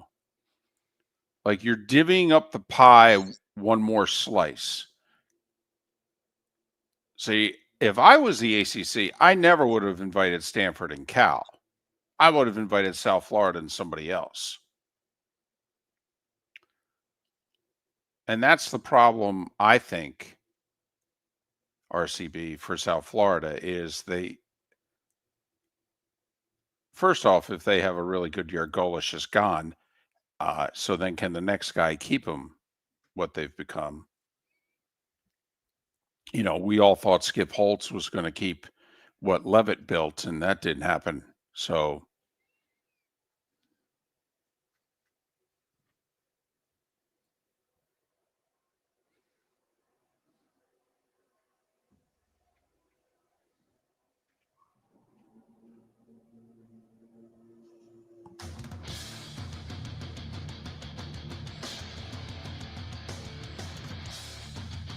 You're listening to Miller and Moulton, coming at you from the Floor Meister Studios. Floor Meisters, keeping it real. And now, here's Mark Miller and David Moulton. It is the bonus hour of Miller and Moulton on this Football Friday. Football Friday. The NFL got off to a crazy start last night. For 2 hours, no punts to be had, but there was spitting to be had. For the final hour, no scoring to be had, a lot of punts. That was after a 65-minute lightning delay. Wild night in Philadelphia. What will the rest of week one deliver for us? Chiefs and Chargers tonight. YouTube. Mark, let me know. It's not YouTube TV. It's YouTube. But if you have YouTube TV, you will be able to watch it that way. But you don't have to get YouTube TV to watch the game. Gotcha. So YouTube tonight, Chiefs and Chargers from Brazil. Hello. Rich Eisen, Kurt Warner with the call. Hey, Mark, let's emphasize the positive. You keep talking about us being 2-8, picking games against the number last week. You were 2-3. I was 0 for 5. Hey, we're 1-0, baby. We picked the Eagles straight up. Right. There you go. You know, come on now. Chiefs Chargers tonight. Who you got? Chiefs. Meet as well. I can't believe I didn't get an "Are you sure?" You have to go back about 13 years on this show. But David asked me this same question many years ago when they were playing. I did. Chiefs Chargers. I don't remember. I think I answered Chargers, and he went Chiefs Chargers. I went Chiefs, and couldn't get it out of my mouth as fast as he asked the question. And he went, "Are you sure? Are you sure?" And Mark, and we were sitting next to one another at the time, and Mark just looked at me like, "Yes, I'm very sure." And, okay, just asking. So, Chiefs Chargers, you're going Chiefs, and you sound pretty sure of it again. I am. I'm not as sure, but I'm going Chiefs. I don't think as highly of them this year as in recent years, but I will take them tonight. All right. Dolphins, Colts. Okay. Dolphins, Colts. I got to find where it is on my list. I picked Miami against the number. You know I'm taking the Dolphins. And I'm taking the Colts.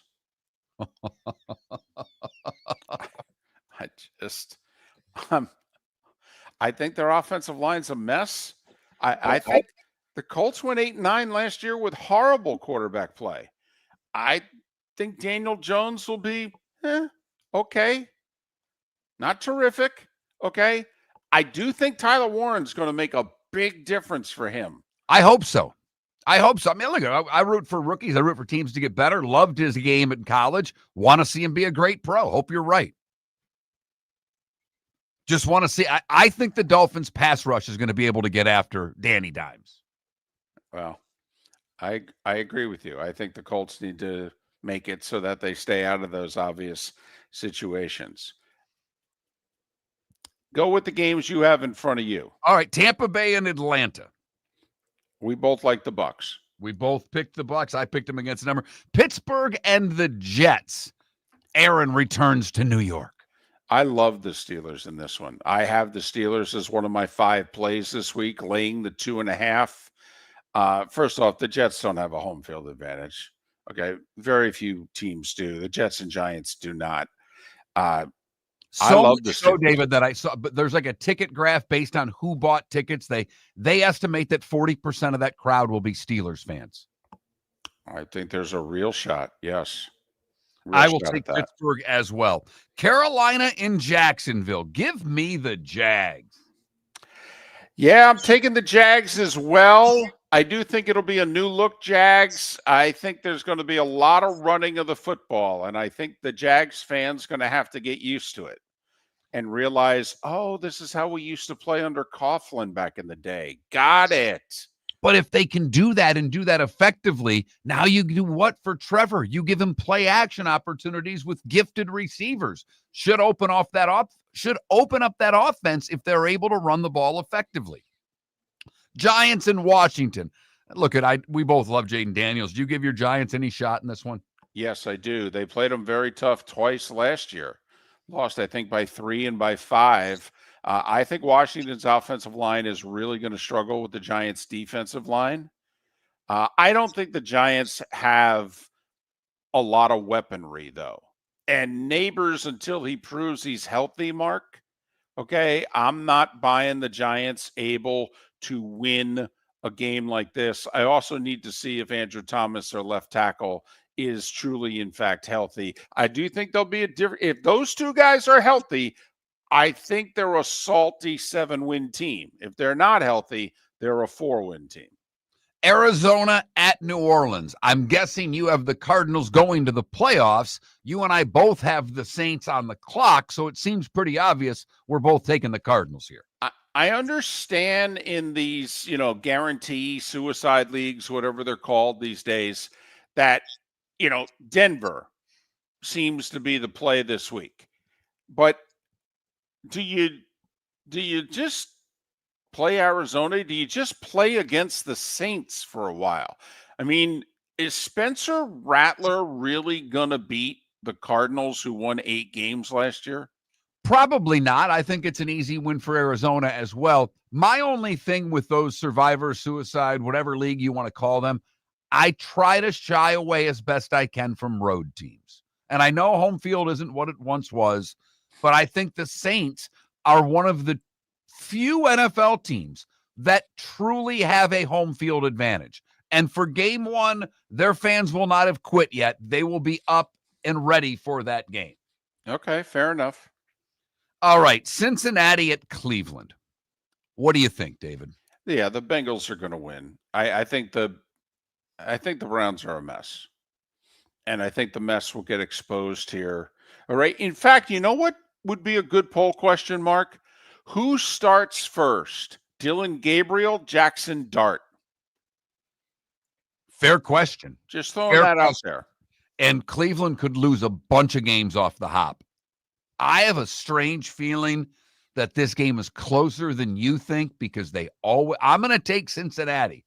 But if I had to play this game with the number, I'd take the 5.5, David. I'm with you on that.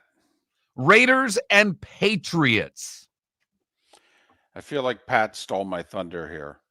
For as much as I love Vrabel, and for as much as I love Travion Henderson, their tailback, who I think is going to make a strong case to be offensive rookie of the year. I mean, that's how much I love this guy. But to me, the Raiders have more weaponry and they have the better quarterback. Okay. I mean, stopping that tight end, and I'm all in on Genti as well. In fact, these two running backs could battle one another for offensive rookie of the year. Give me Vegas on the road. 2.5's the number. I'm with you because of the tackle situation for the Patriots and Max Crosby against a rookie tackle. That does not bode well for Drake May in this game. Niners and Seahawks. David and I are complete opposites on what we think of the NFC West. David has Arizona and Seattle going to the playoffs. I have the Niners and the Rams going to the playoffs. Therefore, I will take the Niners on the road. And I will take Seattle at home, although, boy, has Seattle struggled with San Francisco. The Niners have just been too physical for them for a while now. So obviously that's got to turn around. Tennessee at Denver. We're both taking Denver in that game. It's the biggest number on the board. It's 8.5. Detroit at Green Bay. You are not a love guy, but Green Bay's at home. They've added to this team. Are they ready to take over the NFC North? The Lions have kind of kicked the tar out of the Packers ever since they won that season finale, which turned out to be Aaron Rodgers' last game in Green Bay. What was that? The 22 season? The season finale, it kept the Packers out of the playoffs. Detroit had nothing to play for. They had found out before the game they were out, and Detroit beat them anyway at Lambeau. And ever since then, and what are they? I think 6-1 in their last 7. I like the Lions. First off, I don't know how effective Micah is going to be. I mean, even Micah just said it's up to Green Bay if I play. I think the back's an issue. And I think not having Kenny Clark is going to be an issue for Green Bay. And you're right, Mark. I am not a Jordan Love guy. Yeah, give me the lines in that one. I took them and took the points earlier in the show. Houston at the Rams. I'm going to take Stafford. I know that there are problems right now with his back. I just think Stafford's one of the toughest quarterbacks in the league. He's played through pain his whole career. It's not going to bother him. He'll hit Puka. They've got a good running game. I like the Rams in this one. I love the Texans and the points. It's actually one of my 5 picks, getting 3.5. But I like Houston to win the game. 2 terrific defensive lines, though, which should cause a lot of havoc for each quarterback. I'm going with Houston. This is a hunch play by me. The Rams get off the slow starts under McVay. Great finishes. I think they were 1-4 last year. I think they've been 1-4 the last 2 years. Give me Houston because the Rams don't start well. We have talked about this game throughout the show and yesterday as well. It is the AFC Championship preview to both of us. We think this is the first of 2 meetings between the Bills and Baltimore. David and I, for 2-3 days, have said we're taking the home team. A few Baltimore fans have texted the show and said, that's great. I like Baltimore. Glad you guys are going the other way. Money all on the Ravens. Baltimore went from a 1 to 2 point dog to a 1.5 point favorite. Be curious to see if there's a swing of the money back the other way. And does this game become a pick'em or a virtual pick'em by kickoff Sunday night? I just think the injury factor. Lively's not going to play for Baltimore, which is going to affect how many times they want to go 2 tight ends, which I think is the offense you want against Buffalo. It's the offense they want. Their all-everything fullback is highly questionable to play in this game. I just don't think they'll be able to play the power game they want to play, and then I would have picked them. So I'll take the Bills week 1. I'm taking Baltimore in the AFC title game. They have the best roster in the league. We'll break the game down on Monday from a standpoint of picking the game. I'm taking, the slight upset. I'm taking Chicago to beat Minnesota week 1. It would be huge. It really would. Can I wait till Monday? I got a lot of information to ponder. No? Unbelievable. Miller and Moulton. If you're a business who targets men, please know there is no better and more economical way to reach your target audience than us at Miller and Moulton. So let us help you make money. You can reach out to Mark at that Mark Miller or me at the David Moulton on X or text us at 21,000. We have a proven product, a good reputation, and lots of quality segments that we can attach your company's name to. Miller and Moulton, we're like that old pizza box. You've had the rest. Now try the best. Miller and Moulton, millerandmoulton.com. American Paint Supplies, for nearly 30 years, is your one-stop shop for all your coating needs. If you are a designer, a contractor, a professional painter, or a weekend warrior, American Paint Supplies is the place where experts go to get expert solutions. At 6100 Shirley Street in Naples off of Pine Ridge, American Paint Supplies delivers the best solutions with the best products with the best support. Meet Gene and his team today at American Paint Supplies. Call 239-566-2700. That's 566-2700 or online at AmericanPaintSupplies.net. Whether you're chasing peak performance, reigniting intimacy, or simply want to feel your best, Game Day Men's Health creates customized game plans to optimize your health. Call 239-427-3441 for our Bonita Springs and Naples location to set up your free testosterone test and consultation. Mention Miller Moulton Radio Show for 10% off your service. Find your maximum self with Game Day Men's Health, Bonita Springs and Naples, Florida. Call 239-427-3441 today. Think we only fix windows? Think again. Your local Glass Doctor Home and Business does so much more to upgrade your home. We custom build stunning shower and bath enclosures, install sleek glass doors and windows, and can bring fresh life to foggy or cracked panes. Need a glass tabletop or a statement mirror? Yep, we do that too. If it's glass and it's in your home, we're the team to call. Call the Glass Doctor, we fix your pains. Oh yeah. This is Miller and Moulton.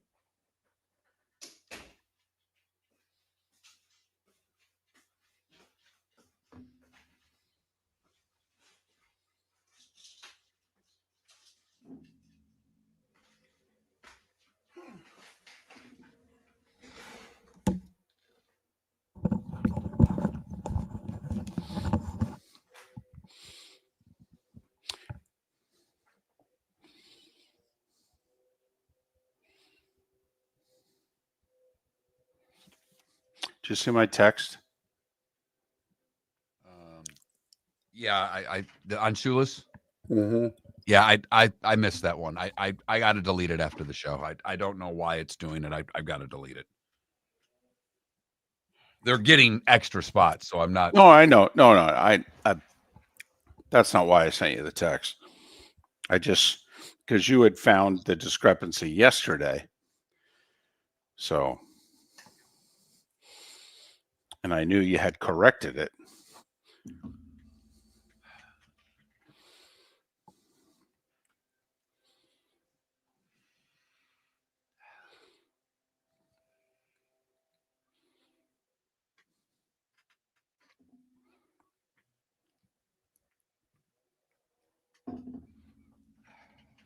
Well, Adam, after Urban, remember, you had 2 winning seasons. You just fell apart at the end of the second one.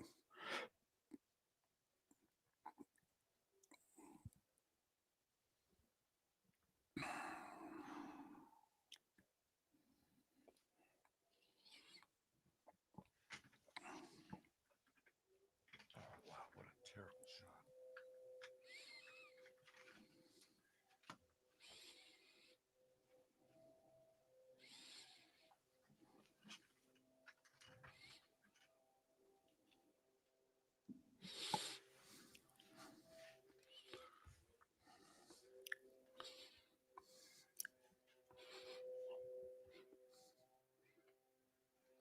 Come on, Leftwix. He did not spit on Jalen Carter.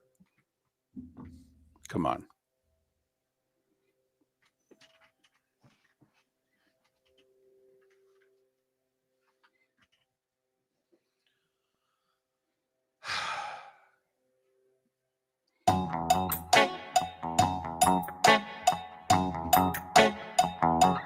You're listening to Miller and Moulton.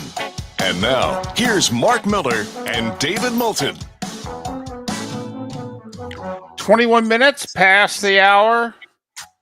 Broadcasting live from the Floormeister studios. Floormeisters just keeping it real. Thank Pat Kirwan, Kevin Brockway, Lee Sterling for being on the show. You miss them, go to millerandmoulton.com, download what you missed. And of course, by now, you know all guests on Miller and Moulton appear via the American Paint Supplies Hotline, your one-stop shop for all your coating needs. I have been surprised so far. It's early, but I have been surprised so far at the results of our poll question. Me too. Oh. Me too. I mean, and it's funny. I know people don't like Philadelphia fans. You know, the rest of us don't, but I think we all love their passion. If this were a Cowboy player or a Patriot player, but you know what, or right now a Chiefs player, and maybe maybe the Eagles because they won the Super Bowl, we're down on them, but I'm stunned because the early texters were like, give him a fine. This isn't worth suspending. And yet 42% of our audience thinks he should be suspended for 2 games. Pat Kirwan is one of them. He'll settle for a game. But Pat said if he was Goodell, he'd suspend him for 2. And our question is, how many games would you suspend Jalen Carter for spitting on Dak Prescott? 0, 1, or 2. As Mark said, 70% of you would suspend him, and 42% would suspend him for 2 games. The lowest vote total is the 1-game suspension. Wow. I'm surprised. And I'm amazed at the number of people, not just on our show today, but things I've seen from national people with the Dak spit first. What? Dak didn't spit on him. No. Not close. No. Point blank range, Carter spit on Dak Prescott. Now, yes, was it a violent spit? Was it a 2 guys, like quite frankly, and we didn't talk about this at all. The Miami MLS player, is it Suarez? Okay. And he spit on, I think it was an official. Okay. I mean, there are people who cover that league who are like, okay, MLS, it's time. Okay. They're like, he should not play the rest of the year. And I don't know how much longer they have to go in the MLS season, but anyway, come on. Yes. Was it a soft spit? Was it just kind of spitting on his shirt to just kind of say, yeah, okay. Yeah, that's what it looked to be, but still you can't spit on people. And I don't want to hear he was already suspended for a game. No, he was kicked out of a game. The league should not factor that in whatsoever. Not whatsoever. Don't give me this. He got suspended. No, he got kicked out of a game. And now he's going to have disciplinary action from the league. And Pat did bring up an interesting point. When they showed Carter going off the field, he's all smiles. That's something the NFL doesn't like. Remember, this is all about the shield. First game. First play. Okay. I think we need to keep an open mind to a sense of humor. This is an attempt at humor by me. All right. It may fall flat. But I'm thinking about, Mark, how Sharon Moore is coaching for Michigan week 2 because it's at Oklahoma and that's his alma mater and they did not want to embarrass him. Okay, but he's being suspended. The 2-game suspension is not for weeks 1 and 2. They're for weeks 3 and 4. Now, Mark, along those lines, can Roger Goodell, a la Tony Petitti in the Big Ten, say, well, I don't want to suspend Jalen Carter next week because that's the Super Bowl rematch against the Chiefs. So how about if I just suspend him for week 3? David, if you're going with that logic, then they should suspend him next year for the game that they're playing in Europe. Come on now. No, no, Did no, no, you- no, no, no. This you- is not stupid college rules where we're going to Mark. play to a coach. No, you don't do Mark. that. You suspend him now. Stop it. Mark, I did not mean it seriously. I began it by saying this is an attempt at humor, comma. Okay. You need to take it in that vein, comma. You missed that part. This is once again you and I zoning out on each other. You missed the disclaimer. All right. That's in honor of Tony Petitti in the Big Ten. I, Roger Goodell, am announcing that Jalen Carter is suspended for week 3. I don't even know who the hell they play week 3, but week 2, it's a Super Bowl rematch, and we can't embarrass Jalen too badly by having him miss that game.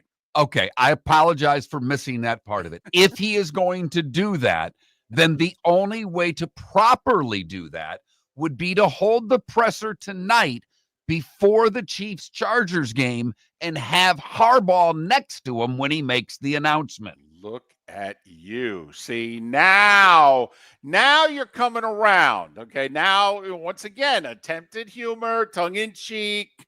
All right, having a little fun with it. You and I both think, though, he's getting suspended. Yeah, Now, absolutely. I will be, I guess I try not to get shocked anymore in the sports world, but I will be incredibly surprised if he's not suspended at least a game. I will be also. It's a very different day and age. We talked about Robert Parrish threw 3 punches at Bill Laimbeer in an Eastern Conference final game. 3 punches. Okay, he wasn't hit with a technical foul. He wasn't suspended for the next game of the series. He wasn't ejected from the game that he threw the 3 punches in. All right, we all know Romanowski spit on J.J. Stokes. He got fined a few $1,000s. It was on Monday Night Football, by the way. It was a BFD. It was the 90s. It was. Okay, this is when people still really watched Monday Night Football. That's Al Michaels on the call there, right? 30 years ago. And the Niners were the Niners. The Niners were damn near the Chiefs now. And he got a few $1,000s, and people were outraged. T.O., I guess, 10 years later, spit on somebody. Got a fine. But times are different. I mean, what did they call that?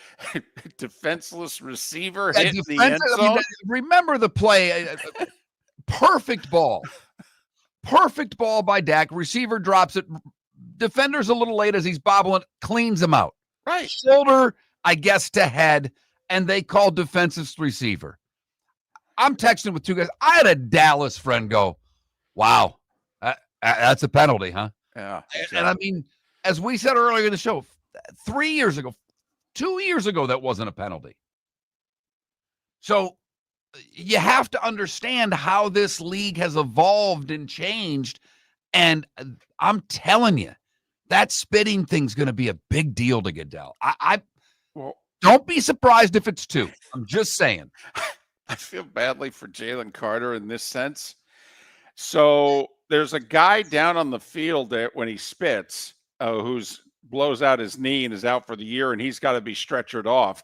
So that gives NBC time, okay, to, find the video and then show the replay as many times they do. Plus, you got the slow walk off.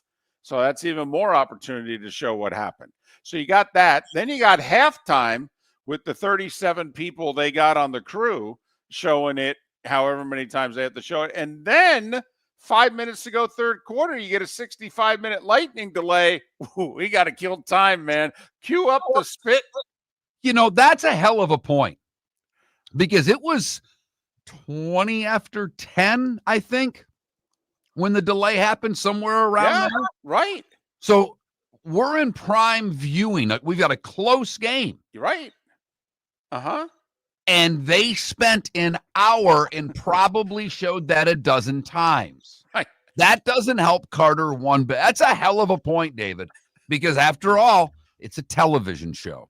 We're Miller and Moulton, the good, the bad, and the ugly. Today was the day when and what's on tap. It's how we finish off next. So I asked him at Floormeisters, hey, what do you want me to tell everyone for September? He says, well, tell them I just bought 100 pallets of Core-Tech.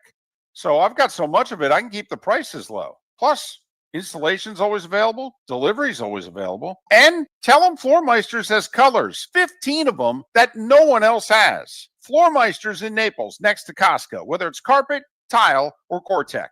The best flooring, best service, at the best prices. Floormeisters.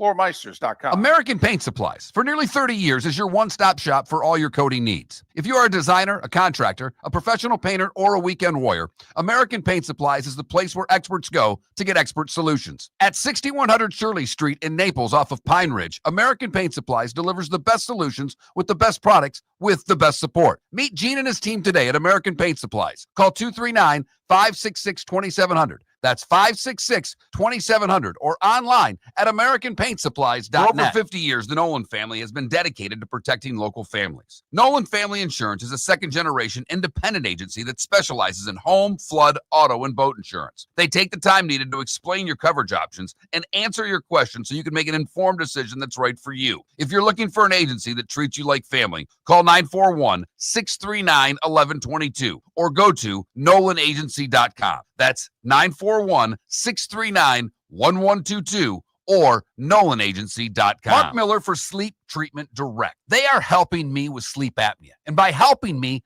I mean curing me. No more CPAP machine. No more snoring. No more tossing. No more waking up exhausted. Their expert team got me the right treatment, fast and hassle-free. If you want to feel energized and get rid of your snoring, call Sleep Treatment Direct today.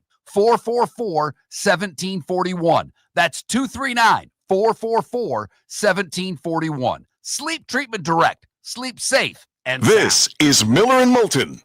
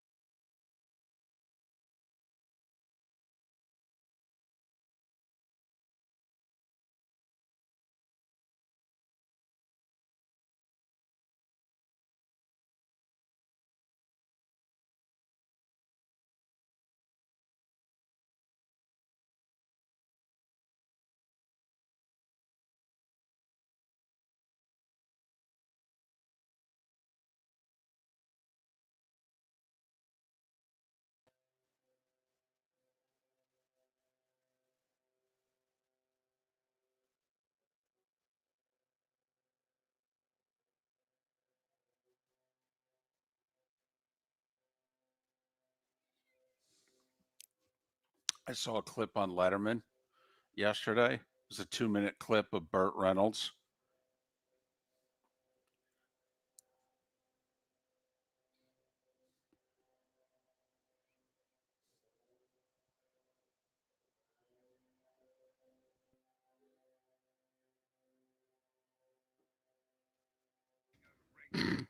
That's fantastic.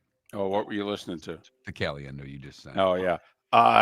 I saw a 2-minute Burt Reynolds clip on Letterman yesterday in which he tells the story about him and Clint Eastwood both got fired from the same place by the same guy at the same time. Pretty funny. Letterman goes, really? Goes, yeah, this guy brought us both in the office, looked at Clint and said, your Adam's apple's too big. Your eyes are too small and beady. Okay. You know, your voice isn't strong enough, this, that, and the other thing. We're going to let you go. And Burt Reynolds looks over at Clint Eastwood, looks at the guy and says, well, what's the deal with me? And he goes, oh, well, you just can't act. I saw a Tom Hanks thing talking about Eastwood, and he was talking about apparently when Eastwood did Rawhide. He says the old directors with the megaphone, and they'd yell, we're rolling action. And he says, when you did a movie with Clint, he went through the whole thing. He's like, okay, go. And he finally asked him why. And it was because when he did Rawhide and these stupid directors would scream action, the horses would all get jumping around. And like they're holding the horses to pull them back. And that was his reason why. I thought that was pretty funny. But Hank's doing the whole setup of action. Oh, was that British show where he had the guests around him? I think so. Oh, my God. Yes. It's spectacular. Yep. Which you find everybody looks at Eastwood, and Eastwood, after a long Jim Rome pause, goes, Okay, go ahead. Uh, Johnny Mac, I loved Smokey and the Bandit. Loved it. Laughed my you-know-what off. I loved it. Still laugh my Yes. That movie, while not PC and you can't do any Yep. of that stuff anymore, I don't care. That Yep. movie still plays. I loved Peter Sellers and the Pink Panthers. I loved Burt Reynolds and Smokey and the Bandit. Underrated Burt Reynolds movies, Hooper. Yes. The fight scene in the bar with Bradshaw is hysterical. I mean, they all beat the snot out of each other. The next scene, they're all getting drunk together in the same room. Yep.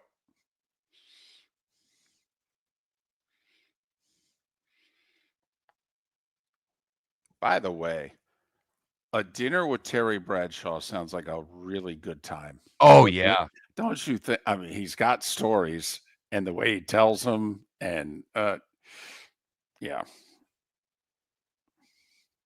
Yeah, but I've never seen the Bad News Bears remake, so I can't comment on that. But that's one I get why they did it. It's tough to replicate the original. Yeah, especially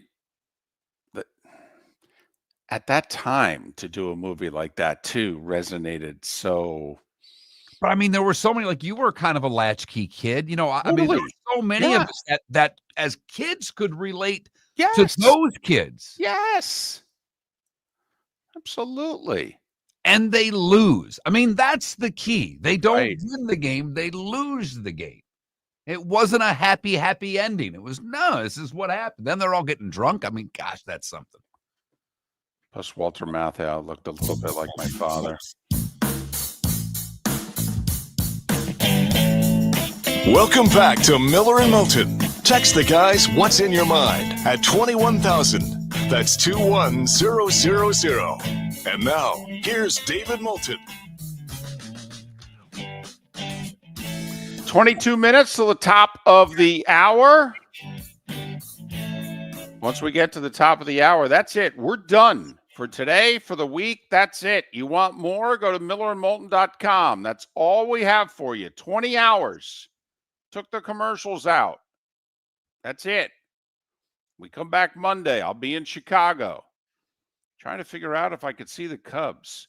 David will have put in enough miles between now and Monday that I could take a free flight from him, for crying out.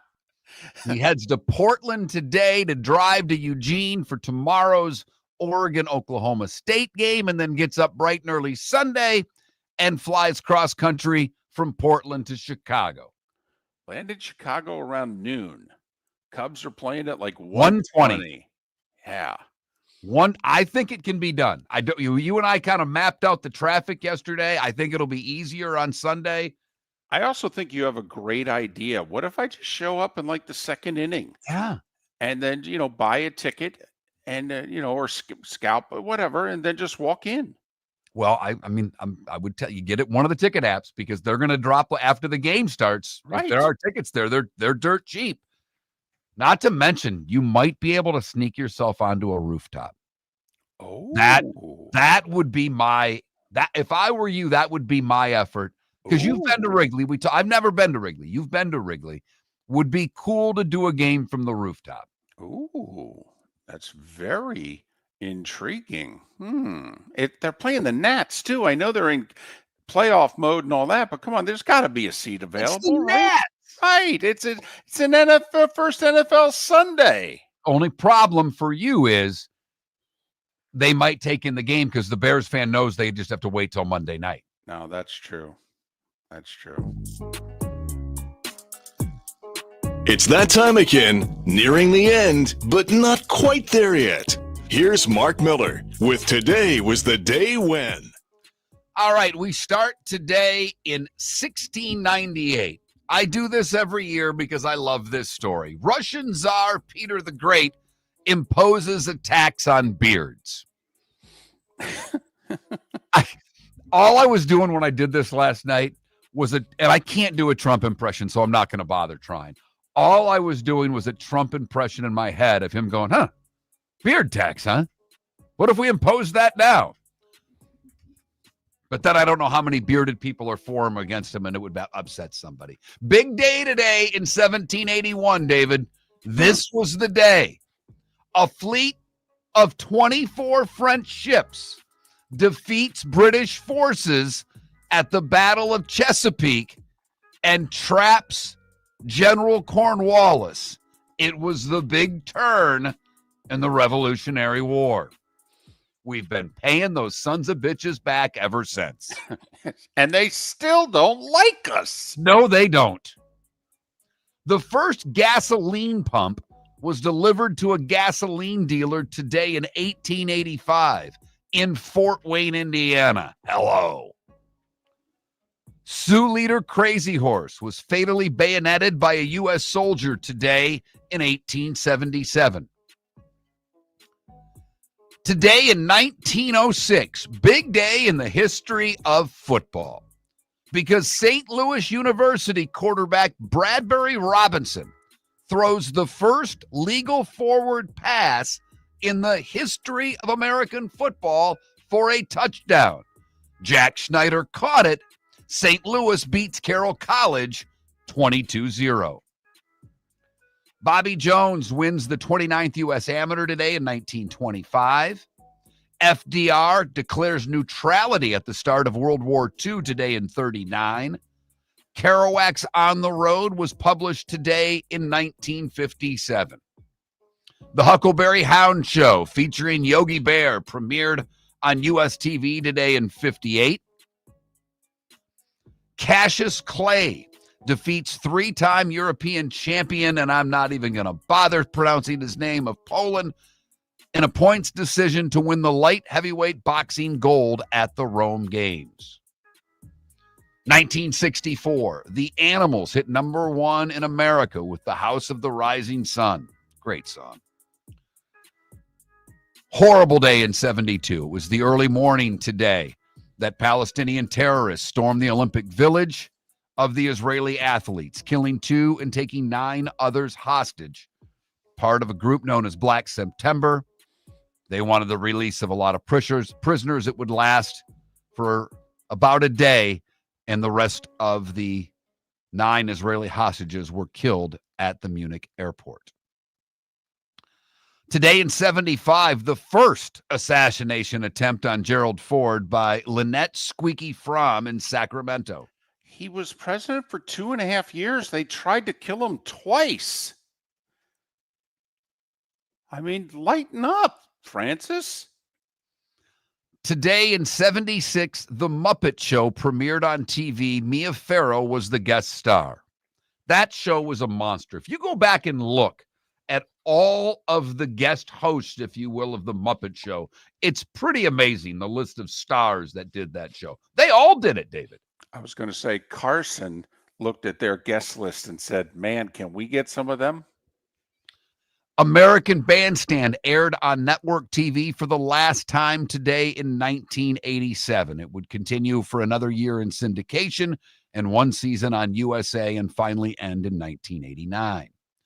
Today in 1990, Pete Sampras ends Lendl's bid for a 9th straight Open final in a monster 5-set quarterfinal win. Sampras would go on to win his first career Grand Slam title. We didn't know who Sampras was that day.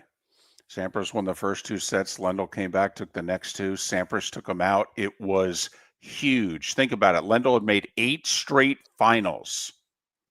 And he wasn't liked. No. We didn't like Lendl at all. Nope. That was like, tennis is big, and Lendl might have been public enemy number 1 in tennis. And everybody was thrilled because Sampras faced John McEnroe in the semis, and everybody was thrilled. This is going to be great. Mac's going to beat this kid. He's going to make the final, and Sampras beat him in 4 on his way to winning his first Grand Slam. Jerry Rice catches 2 runs for another today in 1994, surpassing Jim Round as the NFL's career touchdown leader with 127. Today in 2020, Authentic, as an 8-1 shot, wins the Kentucky Derby, the COVID Derby, giving Bob Baffert his 6th Derby win. Jesse James, Bob Newhart, Raquel Welch, and Freddie Mercury would have all celebrated birthdays today. Bill Mazer. I saw a Live Aid, show the other day. Man, Freddie Mercury. They only got 3 songs. Right. You got 15 minutes. He dominated that concert in 3 songs. That's how amazing he was on stage. Always blew me away. I remember watching it live, and they're doing Radio Gaga, which wasn't a big song in the States. And the crowd is all, clapping. And it's, tens of thousands of people at Wembley in unison with him. And I'm like, wow. Yeah. Wow. Right. And in fact, what's his face who put it together, Geldorf there, took grief from a lot of people going, what are you inviting them for? They haven't produced anything in like 5 years. What are you inviting a bunch of old bangers for? Well, there was a bunch of old bangers that played by the name of Led Zeppelin. No one seemed to mind that. Bill Mazeroski's 89. Claudette Colvin is 86. You may not know who it is, and I learned this yesterday. She was really the first one to say, I'm not giving up my seat on a bus.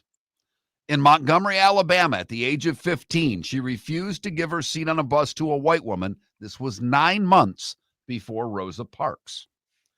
Michael Keaton is 74 and Stacey Dales is 46. What did I miss, David? Sam Houston elected the president of Texas today in 1836, I think like 9 years before we incorporated Texas into the United States. So we had 2 presidents going on within our borders at the time because, it's Texas. They were doing their own thing. They weren't sure about whether or not they wanted to join the rest of us. They just knew they wanted to get away from Mexico. They weren't sure about the rest of us. Time to see life a little bit differently. Here's Mark Miller with the good, the bad, and the ugly. What you got, Mark? Got to work with me here on the good. But this was a story that happened in the Keys over the weekend. Richard Burroughs was out with his family snorkeling when he was bitten by a shark. Fortunately, nearby boaters helped get him back on. His sister, 10-year-old Rose, was a big help. He was airlifted to Miami. According to a statement from the family, Richard is recovering well from his surgery, gaining strength by the day. And they say in this, our hope is that he will be back enjoying his passion for the ocean and marine life with his older sister in no time. I have to be honest here to the Burroughs family. If I were 8 and bitten by a shark, my ass would never be in the water again. For the bad, we come to Fort Myers, where a road rage incident ended up getting an arrest after a black SUV hit a Nissan, miscalculating traffic. The SUV was fleeing. The Nissan decided to chase. The SUV brake checked the Nissan. Both swerved out of control, initiating a road rage incident all over Fort Myers. No arrest yet made. The state attorney's office is on the case. And finally, the ugly. We go to Marion County, where Alexandria Dominguez was arrested on domestic battery charges after attacking her mother and brother. Apparently, she wanted her PlayStation 4 back. The victims told her to wait outside, and they grabbed the game console. When they handed it to her, she was upset because one of the games was missing. She went nuts, grabbed mom by the throat. Brother came in to try to help out. She grabbed brother by the onions. All righty then. A twist and a turn ended her up in jail. And that is the good, the bad, and the ugly on today, Friday, September the 5th, here on Miller and Moulton. U.S. Open men's semis today, 3 o'clock. Alcaraz and Djokovic. Sinner at 7 o'clock tonight. He's expected to cruise. By the way, the women's final, for those that are interested, is 3 o'clock, I believe, tomorrow on ESPN. It's like right in the middle. Maybe it's 4 o'clock. It's right in the middle of the college football. And then the men's final on Sunday. Baseball, everybody's in action. Marlins hosting the Phillies. Phillies' second best record in the National League, comfortable 6-game lead in the East. Mets are in Cincy. They're 5 up on the Reds for the final playoff spot. They're only 4 up on the Giants. But how about the Rays? 7 in a row. They're 2 games behind the Mariners with 22 to play. They continue their series in Tampa against the Guardians. And Toronto in the Bronx. Big one. Big one. Leading the Yankees by 3, and they'll play 3 games between now and Sunday.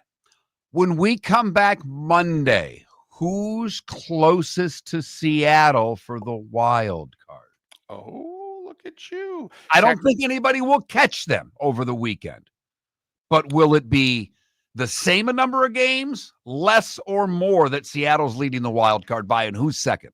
Well, it's interesting that you ask, because Seattle, 1.5 up on Texas, 2 up on KC and Tampa Bay, and 3.5 up on Cleveland.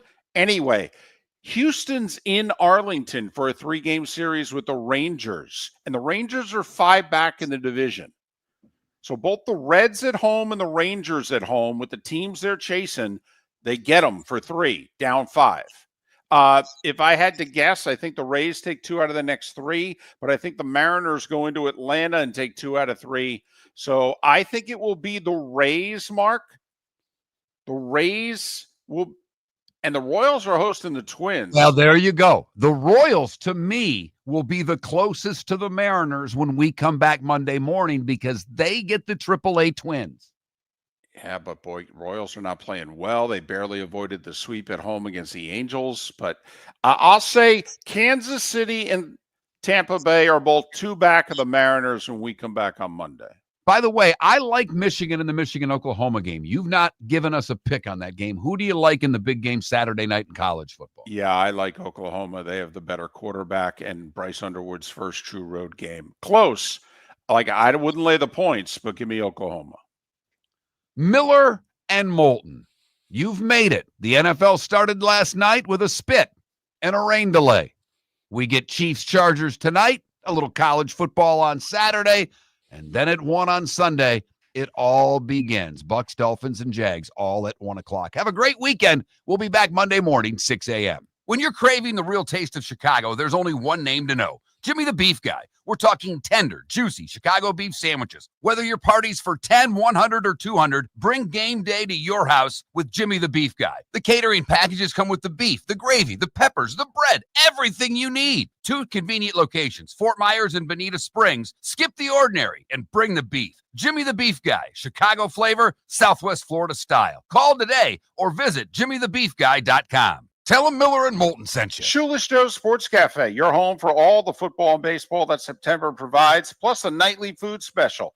Got bingo and trivia Tuesdays and Thursdays, live music Fridays, karaoke Saturdays. Never mind the fact that Shoeless Joe's is going to celebrate Grandparents' Day, National Hot Dog Day, National Cheeseburger Day, all in the month of September. Food and drink specials during every NFL game. Shoeless Joe's, the official home for Ohio State football. Shoeless Joe's, good food, good times, good sports, in the Doubletree by Hilton. Bell Tower Shops, Fort Myers. American Paint Supplies, for nearly 30 years, is your one-stop shop for all your coating needs. If you are a designer, a contractor, a professional painter, or a weekend warrior, American Paint Supplies is the place where experts go to get expert solutions. At 6100 Shirley Street in Naples off of Pine Ridge, American Paint Supplies delivers the best solutions with the best products with the best support. Meet Gene and his team today at American Paint Supplies. Call 239-566-2700. That's 566-2700 or online at AmericanPaintSupplies.net. Well, I asked him at Floormeisters, hey, what do you want me to tell everyone for September? He says, well, tell them I just bought 100 pallets of Core-Tech. So I've got so much of it, I can keep the prices low. Plus, installation's always available. Delivery's always available. And tell them Floormeisters has colors, 15 of them that no one else has. Floormeisters in Naples, next to Costco, whether it's carpet, tile, or Core-Tech. The best flooring, best service, at the best prices. Floormeisters, floormeisters.com. Mark Miller for Sleep Treatment Direct. They are helping me with sleep apnea. And by helping me, I mean curing me. No more CPAP machine, no more snoring, no more tossing, no more waking up exhausted. Their expert team got me the right treatment fast and hassle-free. If you want to feel energized and get rid of your snoring, call Sleep Treatment Direct today. 444-1741. That's 239-444-1741. Sleep Treatment Direct. Sleep safe and sound. If you're a business who targets men, please know there is no better and more economical way to reach your target audience than us at Miller and Moulton. So let us help you make money. You can reach out to Mark at that Mark Miller or me at the David Moulton on X, or text us at 21,000. We have a proven product, a good reputation, and lots of quality segments that we can attach your company's name. We're like that old pizza box. You've had the rest. Now try the best. Miller and Moulton. MillerandMoulton.com. This is Miller and Moulton